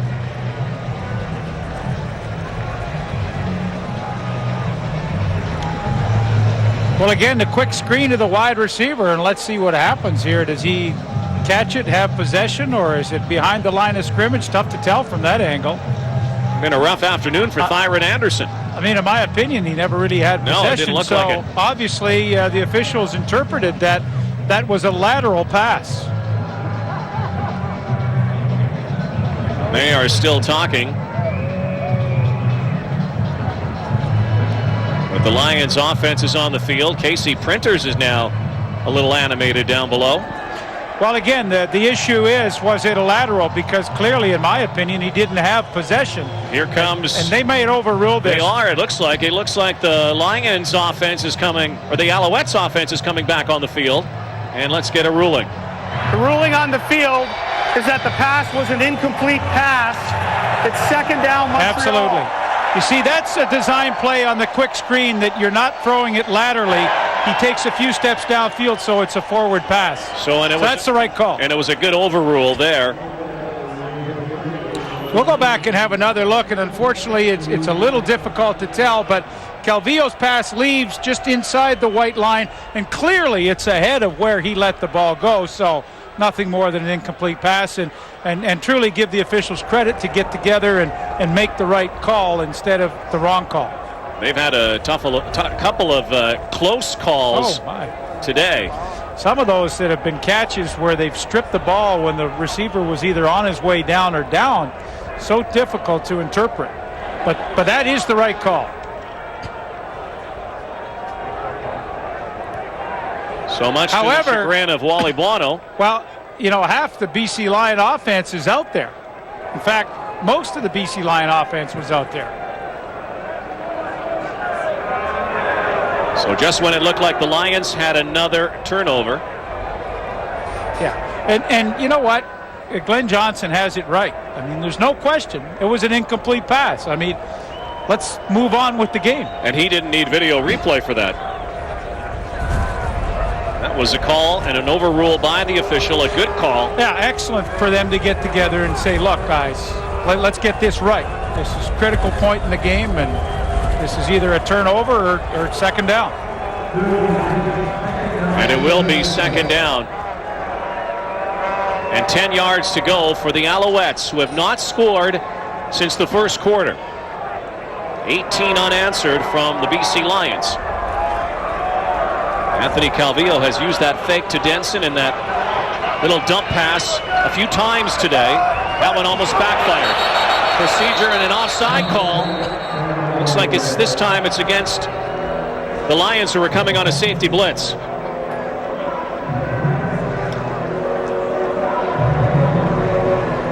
You know, Jason Crumb's going to get called, and he really tipped his hand early. When you run a safety blitz, you want to do it for the element of surprise and time it perfectly, but I mean, he really stuck his nose up early. Offside, Montreal number 80. Repeat, second down. Wow.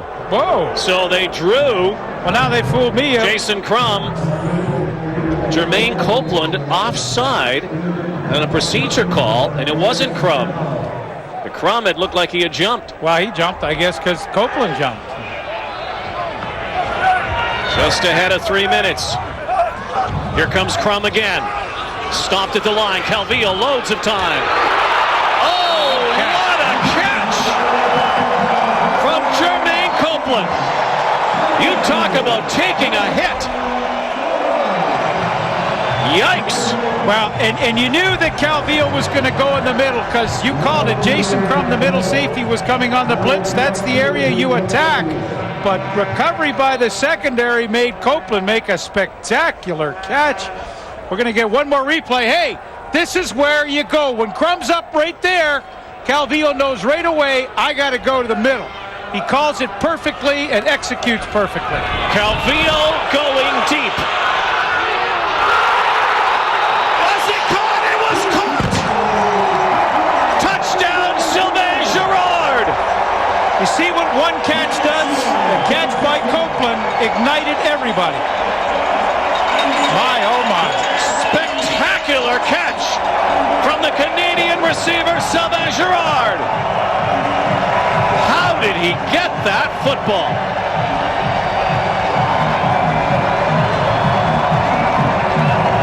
Well, this is great coverage. I mean, this is just a receiver absolutely making a spectacular play. I mean, Mark Washington couldn't be in a better spot than he is. He's right on the inside hip. That's what you want. But a perfect throw and a spectacular catch. Looked like they were ready to fake the convert unless it was a bad snap. We'll check that. Ben Cahoon, though, is down. So another point after goes for naught. And the score is 26-18. Sylvain Girard, good afternoon for the receiver from Concordia, sixth-year player with the Alouettes, and one of the best catches you will see right here. Well, I mean, the concentration, what a feeling, you know, as a receiver, when you make a play at a critical point in a football game like that, there's no better feeling, and he couldn't have done it better. You're right. The catch by Copeland ignites the offense to midfield, leading to that catch by Girard. And the Alouettes are back on the board since the first quarter, their first score. Let's go back one play further. If the officials hadn't sorted things out where BC ball. BC ball. So now they make the right call. 2 plays later, Alouettes score. 400 yards passing for Calvillo. And look at that. Only 5 incompletions today. Well, you know, Anthony's been on target, and at the same time, his receivers have really been willing to pay the price and go up and take some hits and make some great catches for their quarterback, and it becomes infectious. And it's fun. When it clicks, it's fun. Off the right hand. That was funny. Copeland say, man, that was a heck of a catch I made. Ball goes out of bounds. Calvillo has thrown 6 interceptions before this game over the last 10 quarters. Clearly on here this afternoon. Montreal number 17. Team hasn't been able to score since the first quarter until that last possession. Showing you why he was last year's most outstanding player in the CFL. Grey Cup most outstanding player 2 years ago. Yeah, I'm looking at like. Everybody talks about Casey Printers and Dave Dickinson. It's nice to have that 1-2. However, the Alouettes go as Calvillo goes. Well, I don't think there's any question. There's a totally different philosophy in Montreal that there is in some other cities where it's important to develop and try to make sure you have a number 2 guy that has some experience. Here in Montreal, it's Anthony Calvillo's show totally. In fact, it's hard to even remember who is number 2 and who is number 3 here behind Calvillo. Number 2 is Ted White, but this is Calvillo's team, and he seems to play all 60 minutes regardless of the score, and that's the way Don Matthews likes it. Sylvain Girard. Good afternoon for the Canadian-born receiver. Line drive kick to Warren.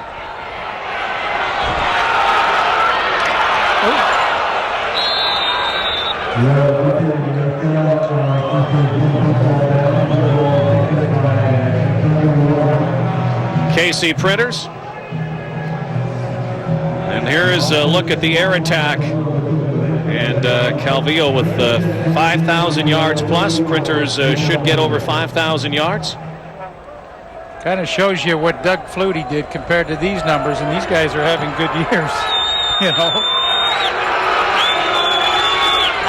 Final minute 45 of the third quarter. Then the Lions will have the wind. All the touchdowns have been scored with the wind this afternoon. It's helped the air attack. And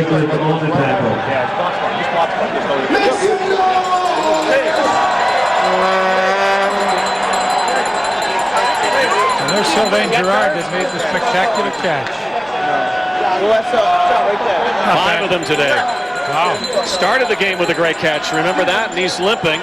He went into the locker room right after he came to the sidelines, and you know, I don't know if it's a hamstring or whatever, but I noticed he went right in to try to get a little quick treatment.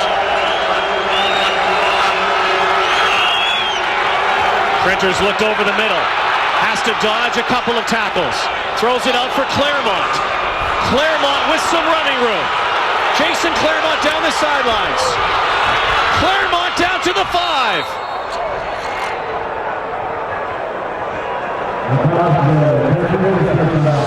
Well, this is like an old Tom Wilkinson. Remember how he used to do this? He threw it underhand, sideways, overhand, any way he could get it to a receiver. And Casey Printers buys some great time with some good footwork right here. And now the underhand pitch. That is some kind of throw to Jason Claremont. That's slow pitch.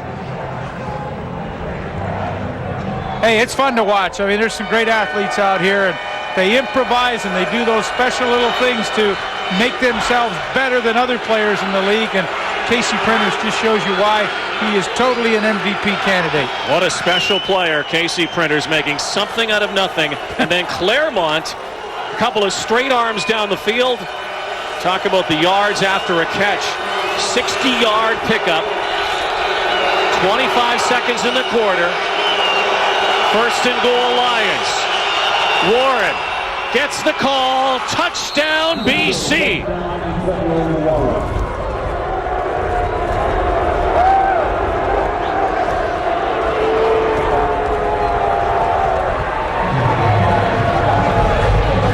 First major scored into that end zone this afternoon thanks to the Claremont catch on the pitch and this handoff to Antonio Warren. And again, the Lions are within breathing distance. Yeah, and you saw me draw Carl George, number 79, who's in the backfield. Watch the kick-out block right there. And that allows Warren to cut up inside. On the goal line, you're going to have to run over at least one person. He got the good key kick-out block, and then he ran over somebody. And the idea is good here. Go for 2. Because they trail by 2. Final play. Third quarter. Printers. Flags in the backfield. 2-point convert is converted, but is it a holding call in the backfield? Antonio Warren with the catch. Looks like we might have a redo here. Holding call. Holding. BC number 62. Will beat the convert. And that means they'll bring out Duncan O'Mahony, and they won't go for 2, but 1 instead. Well, a lot of people might say, well, what the heck's the difference here? It's on the 15-yard line. Let's still go for 2. But I think, you know, now, I mean, it's not as nearly as easy a play, obviously, but you go and you kick the single point. You get a point, and then if you miss a field goal later, I mean, you could tie it that way. I mean, I certainly agree with this coaching decision. So O'Mahony will come to get the point after. We've seen a couple of point afters go awry here today, so quite often they're gimmies, but not so today. Well, and again, on a field that's as slippery as this, I mean, the ball's wet when you snap it. There's no guarantees. Jason Crum the hold. O'Mahony for the extra point. And he puts it through. And we have a 1-point game after 3 quarters. The BC Lions answer right back a couple of big plays on an afternoon loaded with big plays. At the quarter, brought to you by Reebok, the only brand that hangs in every CFL locker. So a reminder, after 1 quarter in this football game, it was 20-0 for Montreal. But BC has come roaring back, and this game kind of has some exciting plays near the end of that 3rd quarter. A big play by Copeland sets up the Girard touchdown. Claremont's big play sets up the Warren touchdown. 1-point game. You want to go back to Sylvain Girard, though. Yeah, the receivers are really stepping it up in this ball game. They're playing great football. This is one of the better football games I've ever seen Sylvain Girard play, as a matter of fact. He had the one-hander in the 1st quarter, and now this. And let me show you how he gets this touchdown.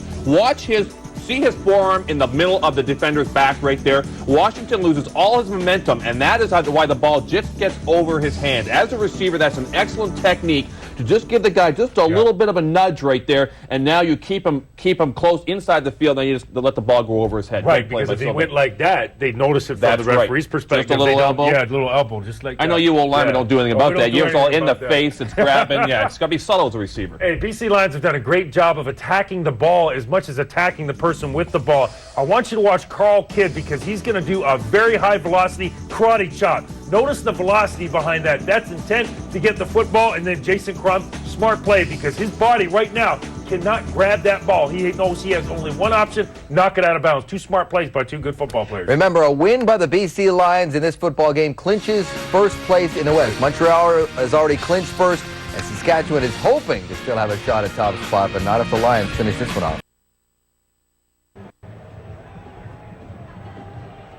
Well, after 3 quarters, even Steven in the first down department and in possession. Lots of yardage for Montreal, but the 2 teams separated by a single point. Landry with some blocking. Landry dropped the football, fumbled it, but his own team got it back. Ezra Landry, who scored, well, almost scored on a return earlier, took it to the 1-yard line in the 1st quarter, and then the Alouettes punched it over from there early in this ball game. You know, and looking at those statistics, and you see the time of possession is almost even. I mean, it shows you how hard BC has fought to get back in this game, because Montreal easily had it 10 of the first 15 minutes in the 1st quarter. So, best team in the East, 12-3 mark. The Alouettes, who have never been 13-3, by the way, would like to get there today, already clinching 1st. Against the best team in the West. 4 receivers wide left. Landry gets it. 1 cut, another. Looks like a holding call. A lot of penalties here this afternoon.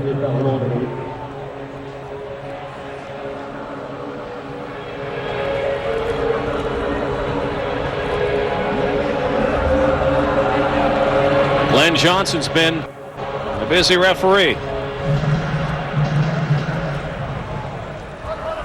Holding. Montreal, number 80. Repeat, 1st down. So 1st and 20 now for the Alouettes. And again, this is a dangerous time for the Alouettes over the last couple of games, only scoring a single point in those losses, those 2 losses that they have come off of in their fourth quarters. And again, they are against this stiff breeze. Pitch inside, the shovel. And close to the first down marker originally. So another 10 yards to go for the Alouettes. Andre Denson. And here are the net turnovers this season. And look who's number 1 and 2 in the CFL. Look who's number 1 and 2 in winning the turnover battle.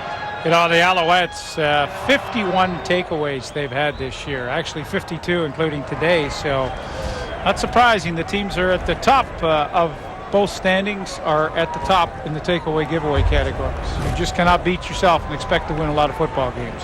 Number 26 for BC, Carl Kidd, slow to get up. Trainer on the field. Turnovers this afternoon. Alouettes, the 3. Well, you look at second down conversions for the Alouettes today. They have done a masterful job when they've had penalties on first downs, putting them back. And, you know, earlier in the game, they converted 1st and 15. They converted 1st and 20. And now again, in face with another 1st and 20 situation, they got 12 yards on that shovel to Denson and set themselves up in pretty good shape. But, you know, normally in offense, you really struggles when you're faced with this kind of adversity. With Calvillo and the amount of yardage he's put together, this has been a breeze. But only a 1-point lead for the Alouettes. Calvillo throwing to Cahoon, who was drilled from behind by Mark Washington, the former Alouette. But an incomplete pass. And that brings up 3rd down, and the Alouettes will kick it away. Well, they only rushed 3, dropped 9. A lot of people in the area trying to go to Ben Cahoon. And, you know, it does catch up with you. When you're 1st and long all the time through penalties, I mean, it does catch up. Mariscal back again to kick the ball away. Alouettes quickly brought Kwame Cavill at the last moment back into the play. Aaron Lockett is back. Rising punt from Mariscal. Lockett with a little room here. Quickly swallowed up. Alouettes have done a good job on the cover today. Leading by 1 in Montreal. Louis-Philippe Lamar, wearing the Eric Lapointe jersey, is going to the Grey Cup. Whether his Alouettes go or not, that's still to be decided, but Louis-Philippe Lamar is going, our Fritos Fandemonium winner. He's going to the Grey Cup game, and I hope he hasn't got a room near me, as he's loud. We got a lot of chips, though. I'll be over to having a few chips, but goodness gracious. Fans doing the wave here. Now, there was an illegal substitution call before we went to break. Kwame Cavill came in at the last moment, as we told you, so the Alouettes will have to kick it away again. Mariscal again, almost to the same point to Lockett. Lockett dropped it. Dropped it again! Alouettes, do they have the football? BC ball. Sam Young saves the ball for the BC Lions. Aaron Lockett dropped it, picked it up, dropped it again. But they lost about probably 15 yards in field position when Montreal went back 10 to kick this. But Mariscal with an enormous punt right here, and Lockett had trouble handling it, and they lost at least 15 yards of field position. You can see why Mariscal, though, was named the Ray Guy Award winner in the NCAA a couple of years ago, the best punter in college football when he played at Colorado. Great leg. Hand off inside to Antonio Warren, who's seeing a lot of football here in this second half and might see a lot more in this fourth quarter as they want to hang on to the football and eat up some clock. They do have the wind again, and that could be a factor if it comes down to a field goal. 63 yards for Warren. You know what? That's not a lot. People will say, well, he only 63 yards. But you know what? They've been a good 63 against Montreal because it's been timely and it's allowed Printers to not have to throw nearly as much as you might think. Second short yardage. And that is a first down for BC. This is what Antonio Warren does best. BC Lions trying to make it an 11-5 record in the West. Trying to clinch home field advantage in the CFL playoffs. Don't forget, coming up, we'll take you to Taylor Field. Rough Riders and Edmonton Eskimos playing for second place. Season winding down. Warren again. Short yardage this time. So a passing down, it looks like, for KC Printers and the Lions. Sure have a lot of receivers in this game at or close or over 1,000 yards, and Jason Claremont is one who surpassed that mark this afternoon. He had 973 coming into the game, and with that great catch on the underhanded pass by KC Printers, Claremont went over that mark. Claremont, Rookie of the Year in the CFL 2 years ago. Right side of Printers. Who's sacked and dropped the football. Did Montreal get it? Scrum down below. BC lost the football. The Alouettes have it. And some rough stuff and rough play afterwards. Turnover this time by KC Printers and the Lions. Alouettes ball in a moment.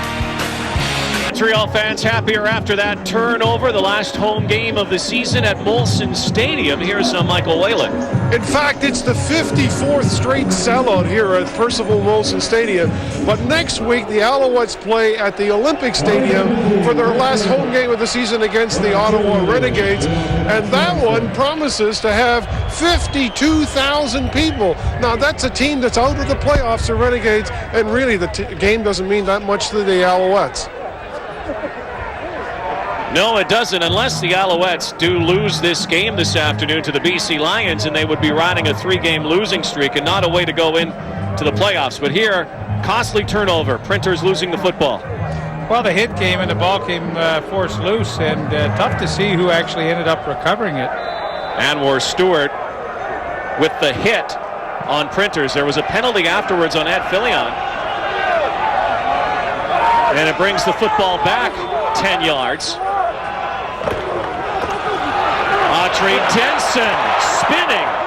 Churns. Actually, that's Eric Lapointe.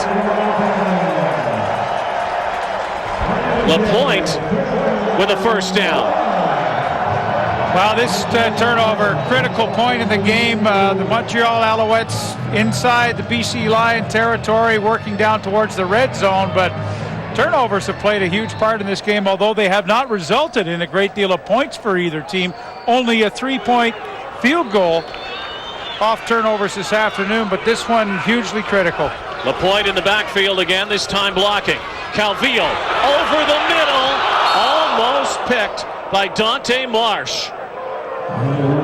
It looked like Thyron Anderson had a seam and a path to the end zone.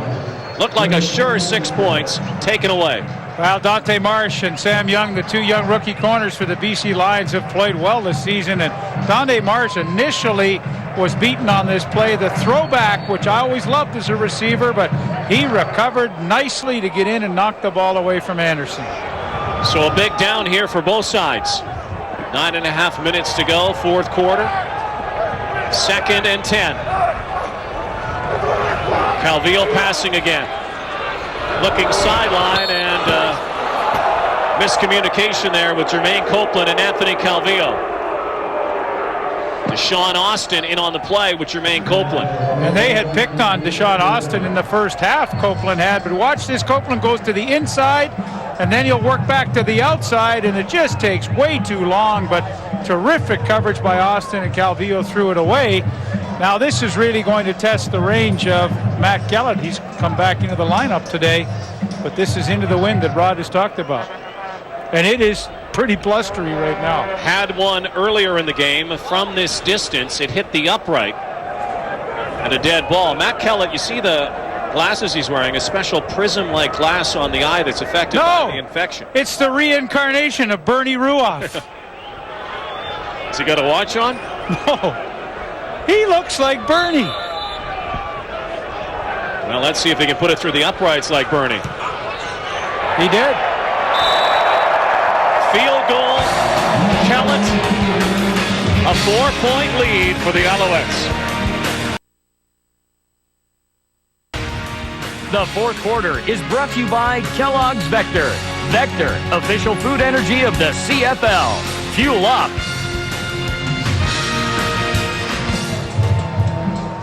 Montreal Alouettes leading the BC Lions. Battle of first place teams, 29-25. Lots of time left in the fourth quarter, though. Mark Mariscal kicks it off to Aaron Lockett, who dropped the football the last time he had it, not this time. Down the sideline, and a flag again near the 45-yard line. So the Lions getting Mariscal to kick it after the field goal. Against the wind coming up. Taylor Field. Eskimos, Rough Riders. John Wells, Glenn Suter standing by. Battle for second place in the CFL West. The penalty will go against the BC Lions. BC number 95 on the run back. First down. So deciding to have Mariscal kick the football results in a loss of about 12 yards.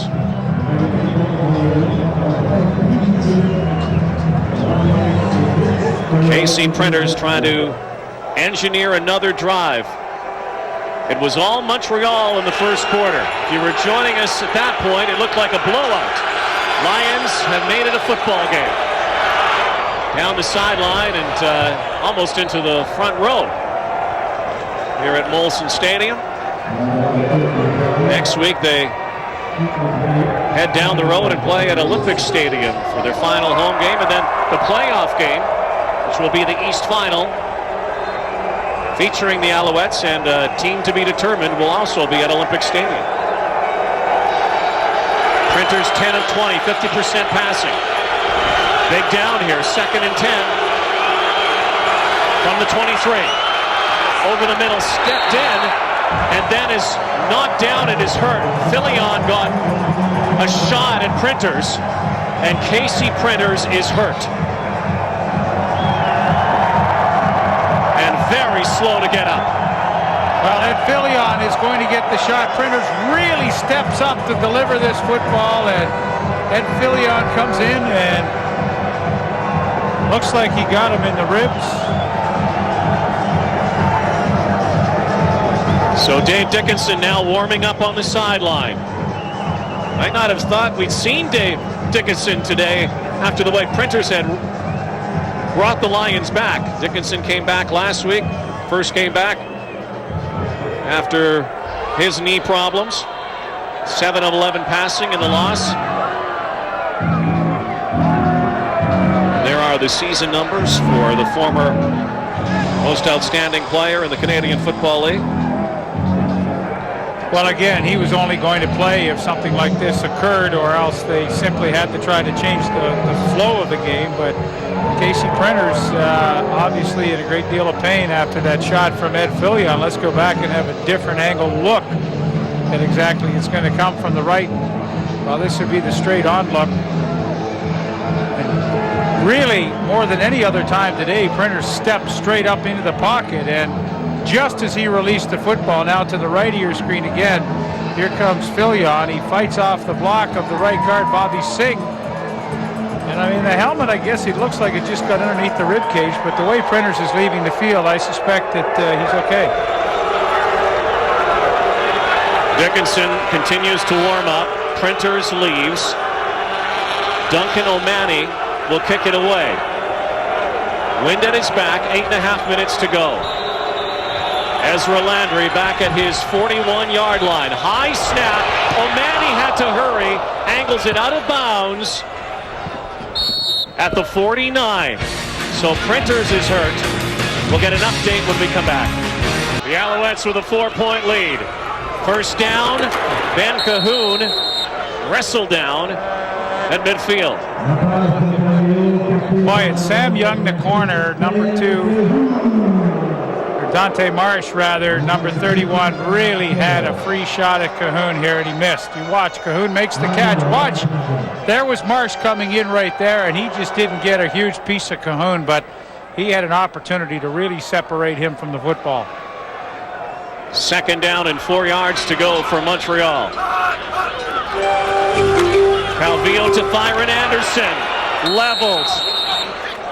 Juwan Armour there. And a penalty flag down too. Mark Washington on the hit. Might have been an interference call, a pick play. Looks like it's going against the Alouettes. Pass interference. Montreal, number 86, repeats second down. Well, here you're going to see Ben Cahoon. I mean, this play has been around forever. He'll go to the outside and try to just see how he's working downfield to try to get Dante Marsh, who essentially was in coverage. And I mean, that's a great call by the official. Second time today that Montreal has been called for that. There's no question the officials know that this is part of their offense to do those rubs or picks, and I'm glad they call it. Most penalized team in the CFL racks up the penalty yards again. Good play over the middle. Jermaine Copeland, another reception, another first down.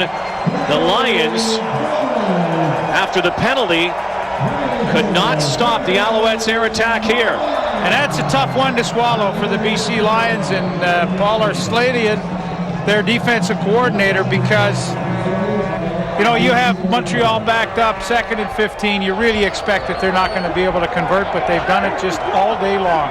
They go to those C guys usually. Copeland, Calvillo goes to the running back this time, but Copeland and Cavill and Cahoon, one of those guys, usually the big play guy. They go to Copeland over the middle. Eric Lapointe, two-time Heck Crichton Trophy winner. This year's Heck Crichton winner might be Jesse Lumsden, it looks like. Lapointe losing the record yesterday. Jermaine Copeland, 6 catches, 100 yards today. Eric Lapointe had some good words for Jesse Lumsden. Congratulations on breaking that university record yesterday. McMaster back. Calvillo doesn't go down. Gets it away. Incomplete, but unbelievably, Calvillo slipped the grasp of what looked like a sure sack. Well, you know, you talk about Casey Printers and his mobility, but Calvillo sometimes has great mobility of his own. He got away from the nickelback Derek Lewis, who was coming on the halfback blitz. Bought himself some extra time, and it didn't matter. He couldn't complete it. But you know what? He's sneaky good with his feet too, Rod. He is. Look at Anthony Calvillo. You think of him mostly as a pocket passer. So effective. CFL's leading passer. There's Lockett.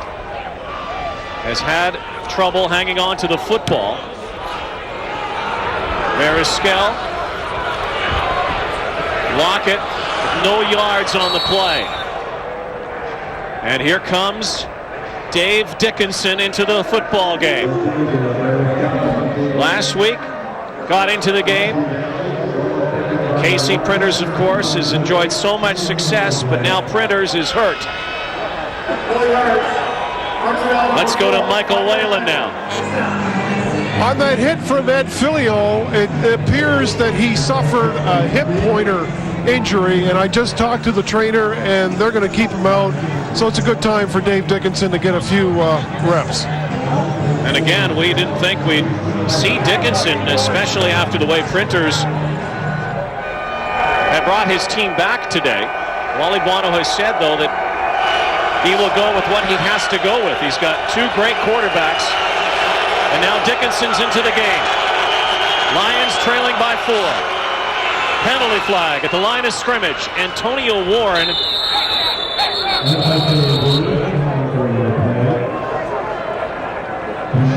Printers, his completion average not on par with what he's done for most of the season today, but the one touchdown, 10 of 21. Looks like he's in some pain on the sidelines. Montreal number 94. Repeat first down. Rob Bryan offside, so 1st and 5 for the Lions. But you know, those were not great numbers for Casey Printers, but I'll tell you one thing. He had his team in a position to win this game when he got knocked out when they were down 20-0. And you know what? Not many quarterbacks do have great numbers against Montreal's defense. Warren again on 1st and 5, and looks like he has the first down. That was the 20th penalty for the Montreal Alouettes this afternoon. Well, they've been undisciplined for 3 weeks in a row. However, they still, may end up winning this game, but it's uncharacteristic. They usually don't beat themselves, but today penalties have really, 20 is just a crazy number. 4:40 to go. Stays on the ground. On 1st and 10, back to the line of scrimmage is Antonio Warren. And now a passing down for Antonio Warren. Bringing out the receivers now coming into the ball game. 2nd and 8 it looks like. Can Dave Dickinson lead his team to victory? And wouldn't that be something if Printers is healthy over the next couple of games? If Dickinson gets the W, does he get the next start?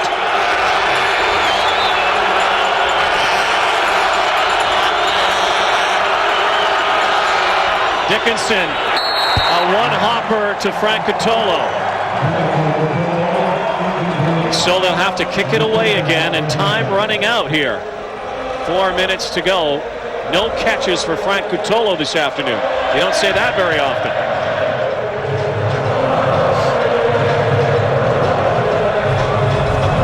Dave Dickinson still probably trying to shake off some rust. It looked pretty good last week, 7 of 11, but it's a long time on the shelf. Well, I mean, talk about a tough situation to come into. I mean, it's cold, it's wet, it's an ugly field conditions today, and you're playing against the number 1 defense in the league. I mean, that's not an easy spot to come in, and that's a tough throw to make, the wide side out. O'Mani looking sideline again. Won't get it there. Landry down at his 51-yard line. 3:44 to go. The Owls lead by 4. Back in Montreal. 3.5 minutes to go. Handoff inside to Autry Denson. Anthony Calvillo and the Montreal Alouettes trying to put an end to a 2-game losing streak. Already have first place wrapped up in the CFL East. For the first time could go 13-3. Still with 2 games after this, 1 at Olympic Stadium. Then they finished the season in Toronto on the 28th of October, Thursday night. Which might be a big game for the Toronto Argonauts. Calvillo firing for Girard, who's had a good afternoon, but that was a big sequence of plays for the BC Lions at this time in the ball game. 3-minute warning. The Owls will have to kick it away when we come back. There's a look at Kenton Keith, and just a reminder, he and the rest of the Saskatchewan Roughriders are about 5 minutes away from kickoff against the Edmonton Eskimos. Game 2 of our Sunday doubleheader. All right, thank you, Dave. Final 3 minutes here in Montreal. Alouettes kicking the football away, leading by 4. Back to the 10-yard line goes Aaron Lockett.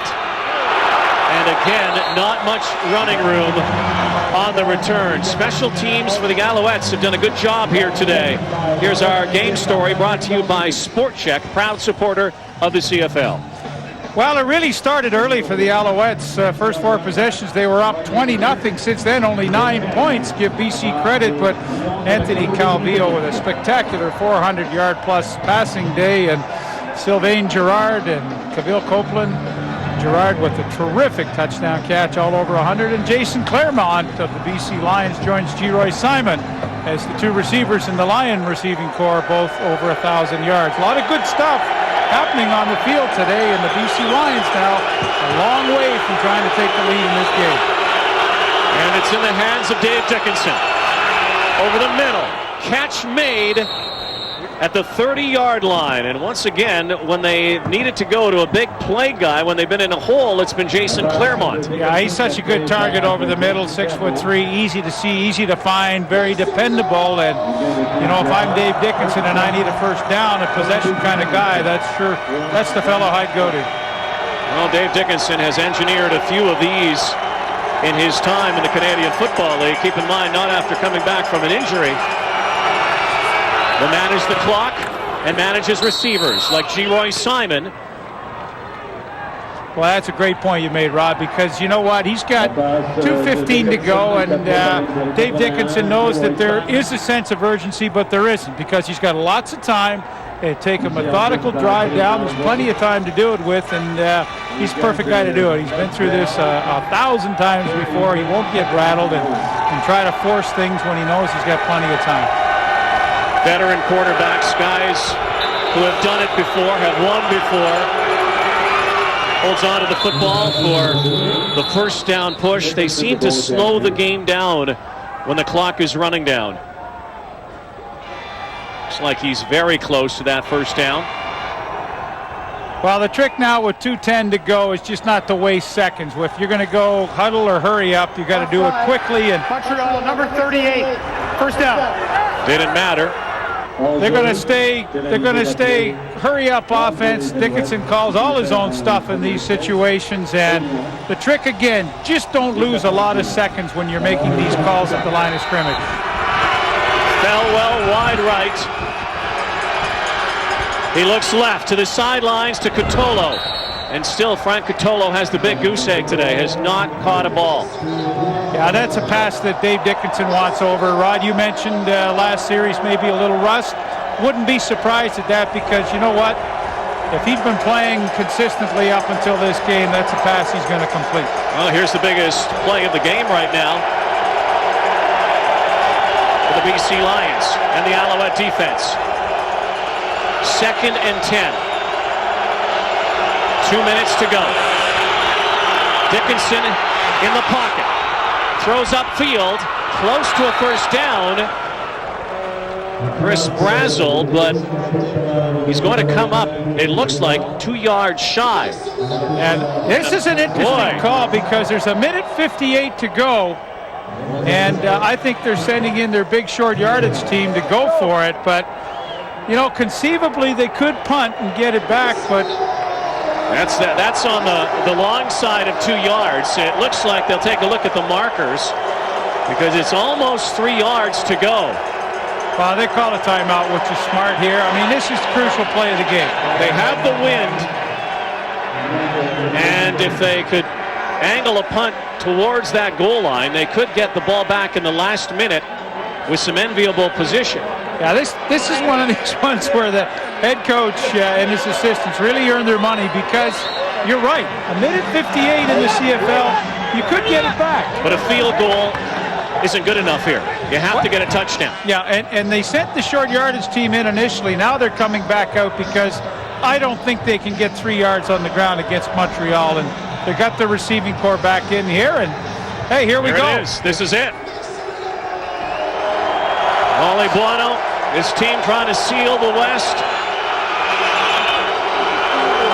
Have won 4 in a row against Montreal, the BC Lions have. 3rd down, Dickinson. Caught! Knocked out of bounds, G-Roy Simon.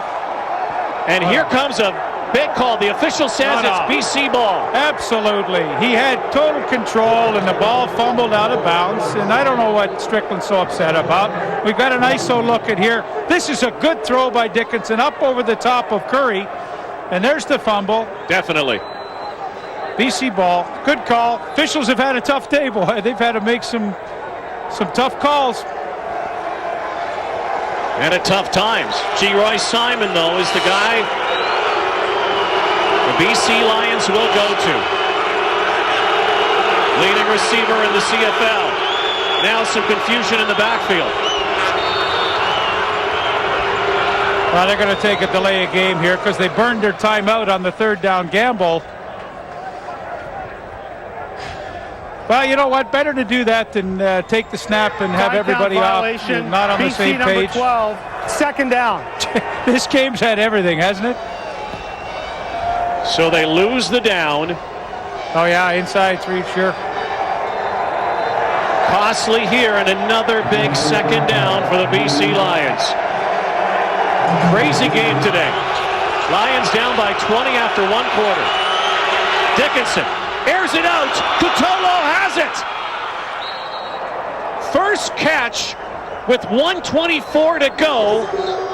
24 yards down to the red zone of the Montreal Alouettes. And I have to believe Elmondo Curry thought he had help over the top to let Cotolo get in behind him. There's Reggie Durden. Sometimes in a cover 2 defense, you have help over the top, and tough to tell, but Montreal's blown a few coverages today. What a time to blow one there. Cotolo goes left of Dickinson now. Dickinson goes to the sidelines.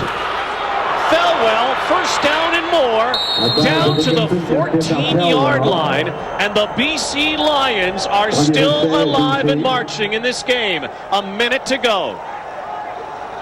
How about this? Dave Dickinson off the bench for an injured KC Printers.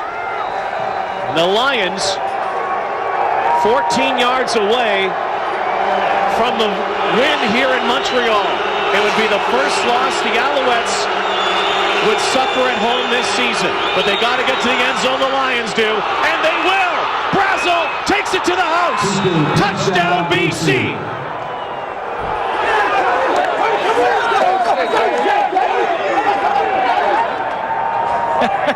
We've got Steve Barato, the offensive coordinator, in the booth next to us with his special teams coordinator.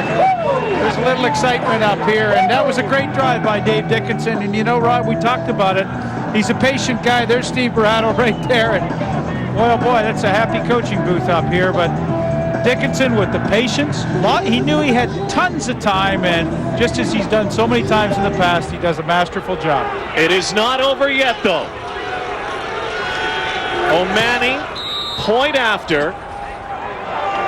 The Alouettes need a field goal to tie, and they have lots of time. 46 seconds can be an eternity in the CFL. And what an interesting play. 4 receivers to the right who clear out, and Brazel just comes all the way across the field. I mean, that is by design. You're anticipating man-to-man coverage where you're going to clear out.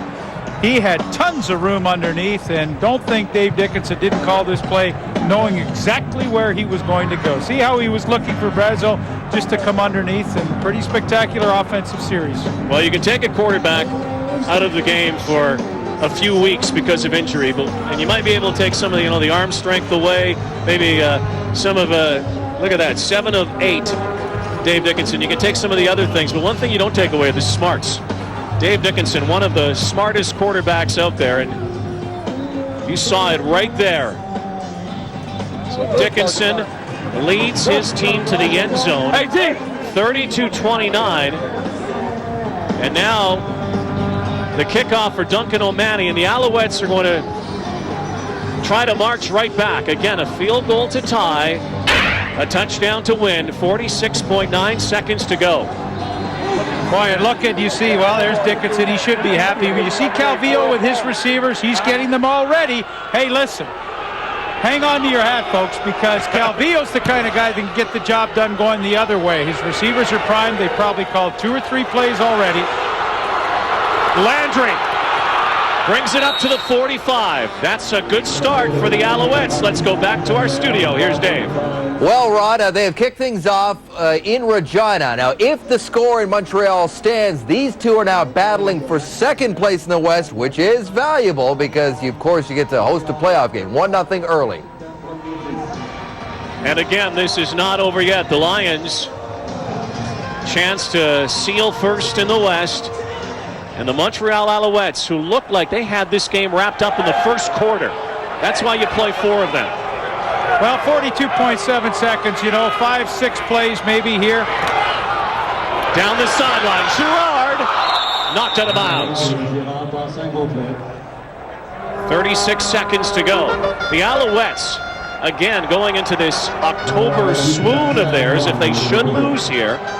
3 losses in a row, and I know they have first place. And yes, they've advanced to Grey Cup games, going through their little slumps in October. But the BC Lions have definitely got their number. Well, they have, and I mean, that last drive, 10 plays, 95 yards for Dave Dickinson, 7 of 8. What a storybook. Over the middle.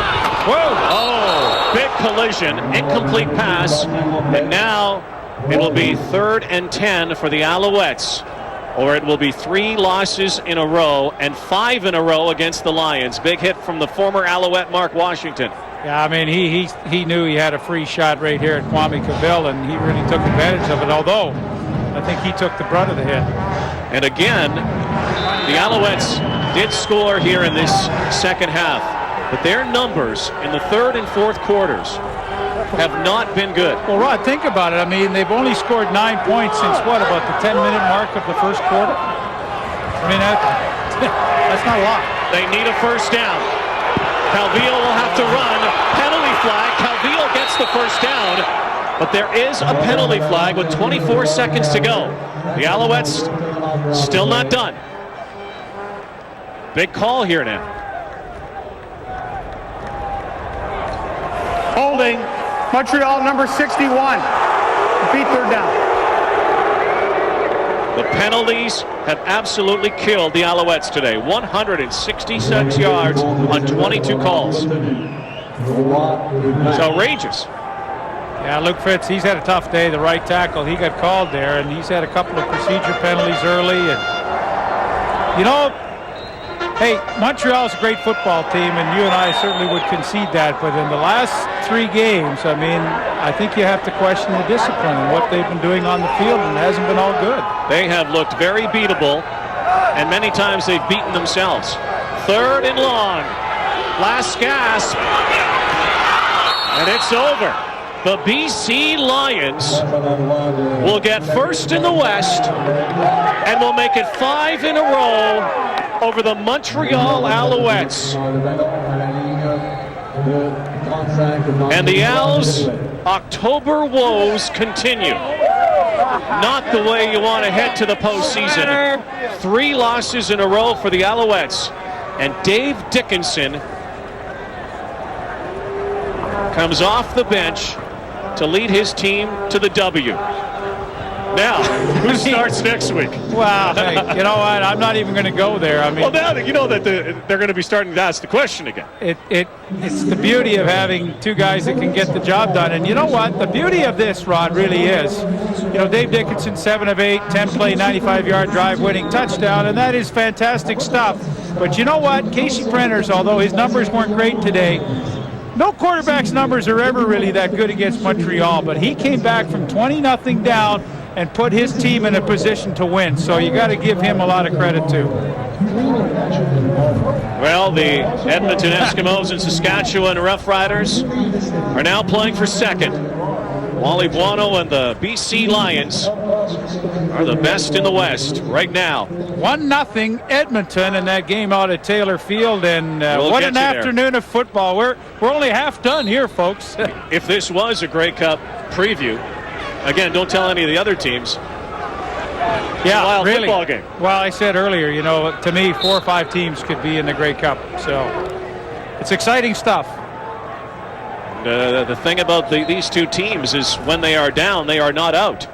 As the BC Lions showed early in this ball game, 20-0. It looked like it was going to be an early rout.